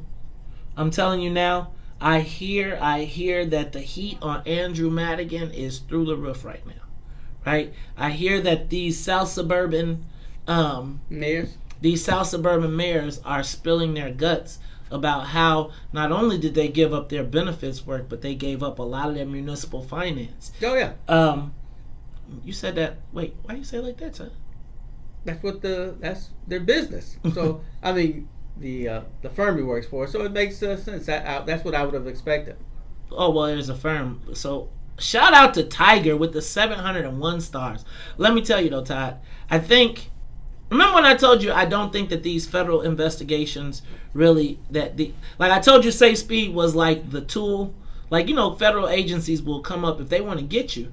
They'll even set up a fake company. Well, I think once they got the mole in that company, they used that to worm their way in. I remember I told you they had two guys just trying to make their money, and the next thing they know, they tripped their way all the way up. You see them in like the mob movies, right? You get the bumbling foot soldier who's just disgruntled because he ain't getting no money, and he gets to talking and he talk crazy, and the feds be like, wait a minute, is this guy talking? Right. And the next thing you know, right, well, that's exactly what is happening with all of these. And remember I told you about that time I went to the meeting and they were trying to elect the mayor, and they took all of the contracts from the city and they tore the book into 3 different parts, and they said, you get some, you get some, you get some, and made you make $15,000 a month, but we gonna take all these contracts. I was happy, but that's the position a black person is generally in. Right. You don't have the opportunity to get equity. You like, black people are at subsistence.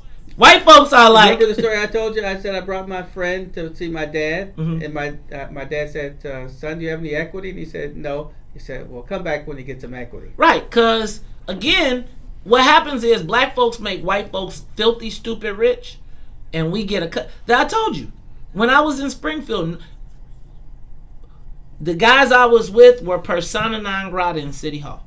They could not come in City Hall because of all the stuff that had happened. I went into City Hall, black folks was doing stuff for me. Once they got back in, and the white boys was like, you can get out.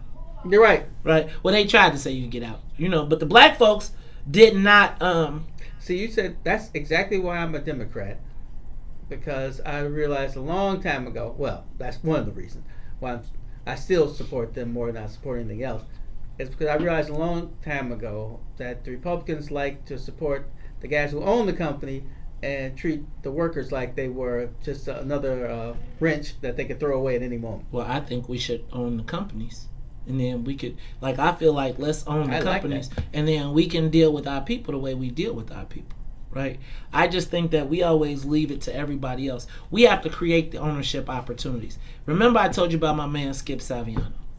Skip said, hey man, you guys give the money to the church, we give the money to the block, and then our guys figure out how to make it work with the block. We, on the other hand, are so invested in the depreciating asset component. We don't say let's build the block and make the block be a revenue generator for eternity. We'd be like, man, let's just fix that church that doesn't pay any taxes, that then continues to drag us down.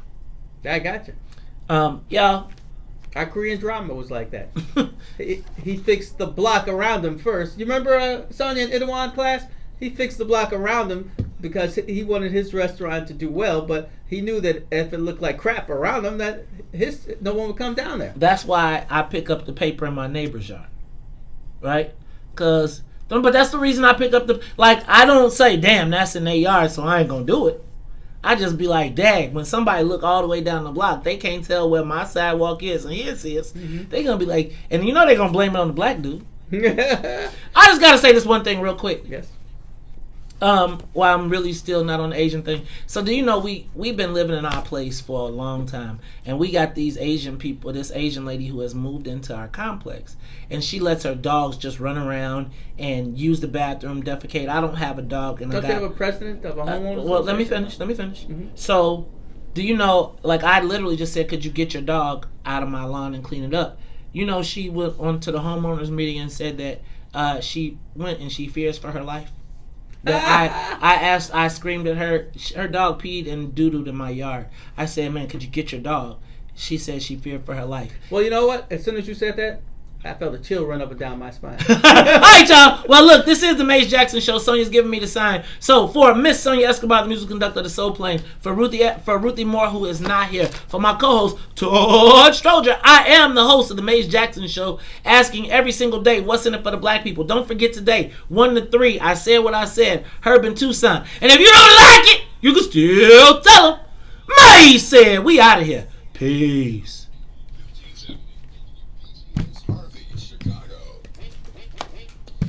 Looking at this generation. Yeah, Todd. Your boy gonna have to shout out to let me get some shout outs real quick.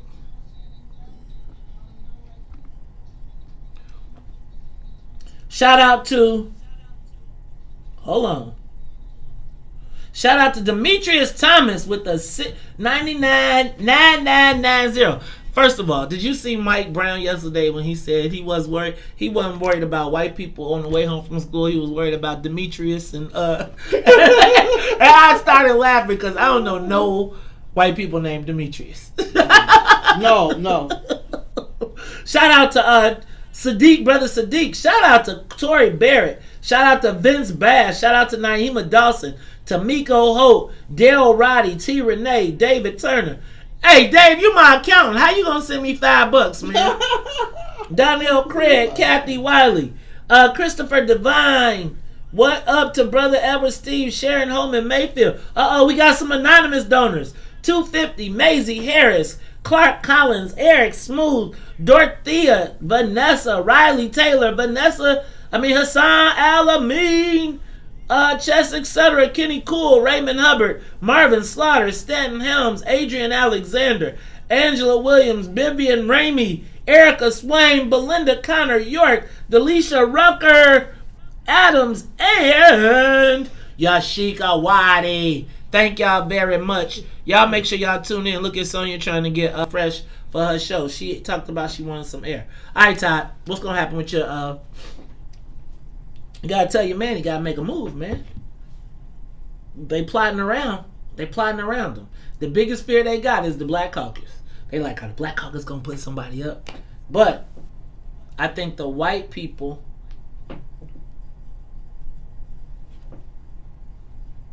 I think you're right, though. I think you're right that the black people aren't used to being in front, so it's hard for them to jump out.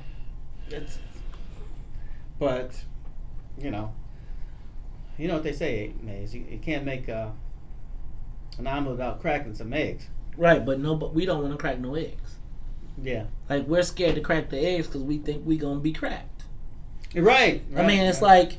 But my thing is, if nobody shows any power, then they gonna just whoop y'all back into submission. Right. I mean, if you don't grab it now, it's not coming anytime soon. Right. Todd, we're really killing on this social media thing. And I think our on-air presence is really...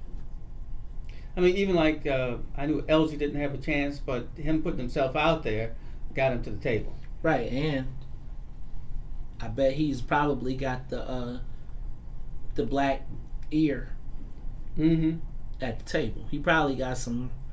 Because you know how it works when white people get in there. Like, all right, who's going to be my black person? Who can I talk to? Right. Because, hey, they know they don't know no black folks.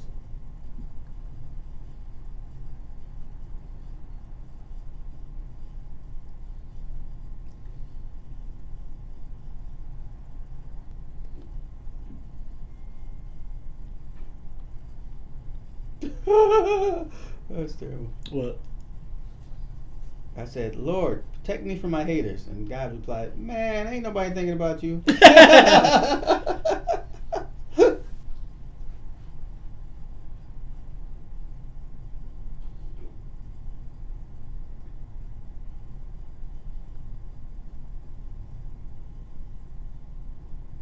We gotta go home, get Hans up, work on the kitchen. What y'all doing in the kitchen? Hans, he doesn't mind having an explosion in the kitchen. Cooking? No, cleaning now. Oh. I mean, he'll cook. It's the cleaning part that he's not that fond of. Nobody is fond of that. You gotta teach him to clean as he goes. You know Yes. what? You know what? Where I learned the best way to do that though is working at a restaurant. Yeah, Like working at like McDonald's and just being like always clean as you go, always clean as you go. So there's never a pile. Right, like never a pile. I wash dishes as I don't have the sinks. I want when I get my crib, I want a deep three well sink, right, where I could wash, rinse, sanitize, and I want a power spray. Like I want I want a professional kitchen in my house. Like when you walk in that mug, I want you to be like, damn, what you making in here? And I want my kitchen to be my entertainment place. Like not my living room. That's interesting because we don't want a house. We don't want any more stairs. We don't. You know what? That's a lot of people are like that though. Like a lot of I could clearly see. Like again, if I moved to Texas, I probably would want a big house, but I want a big ranch, right? Exactly. I wouldn't want. I want space. I don't need all. Like I used to always want upstairs, Right. right? But I don't necessarily like.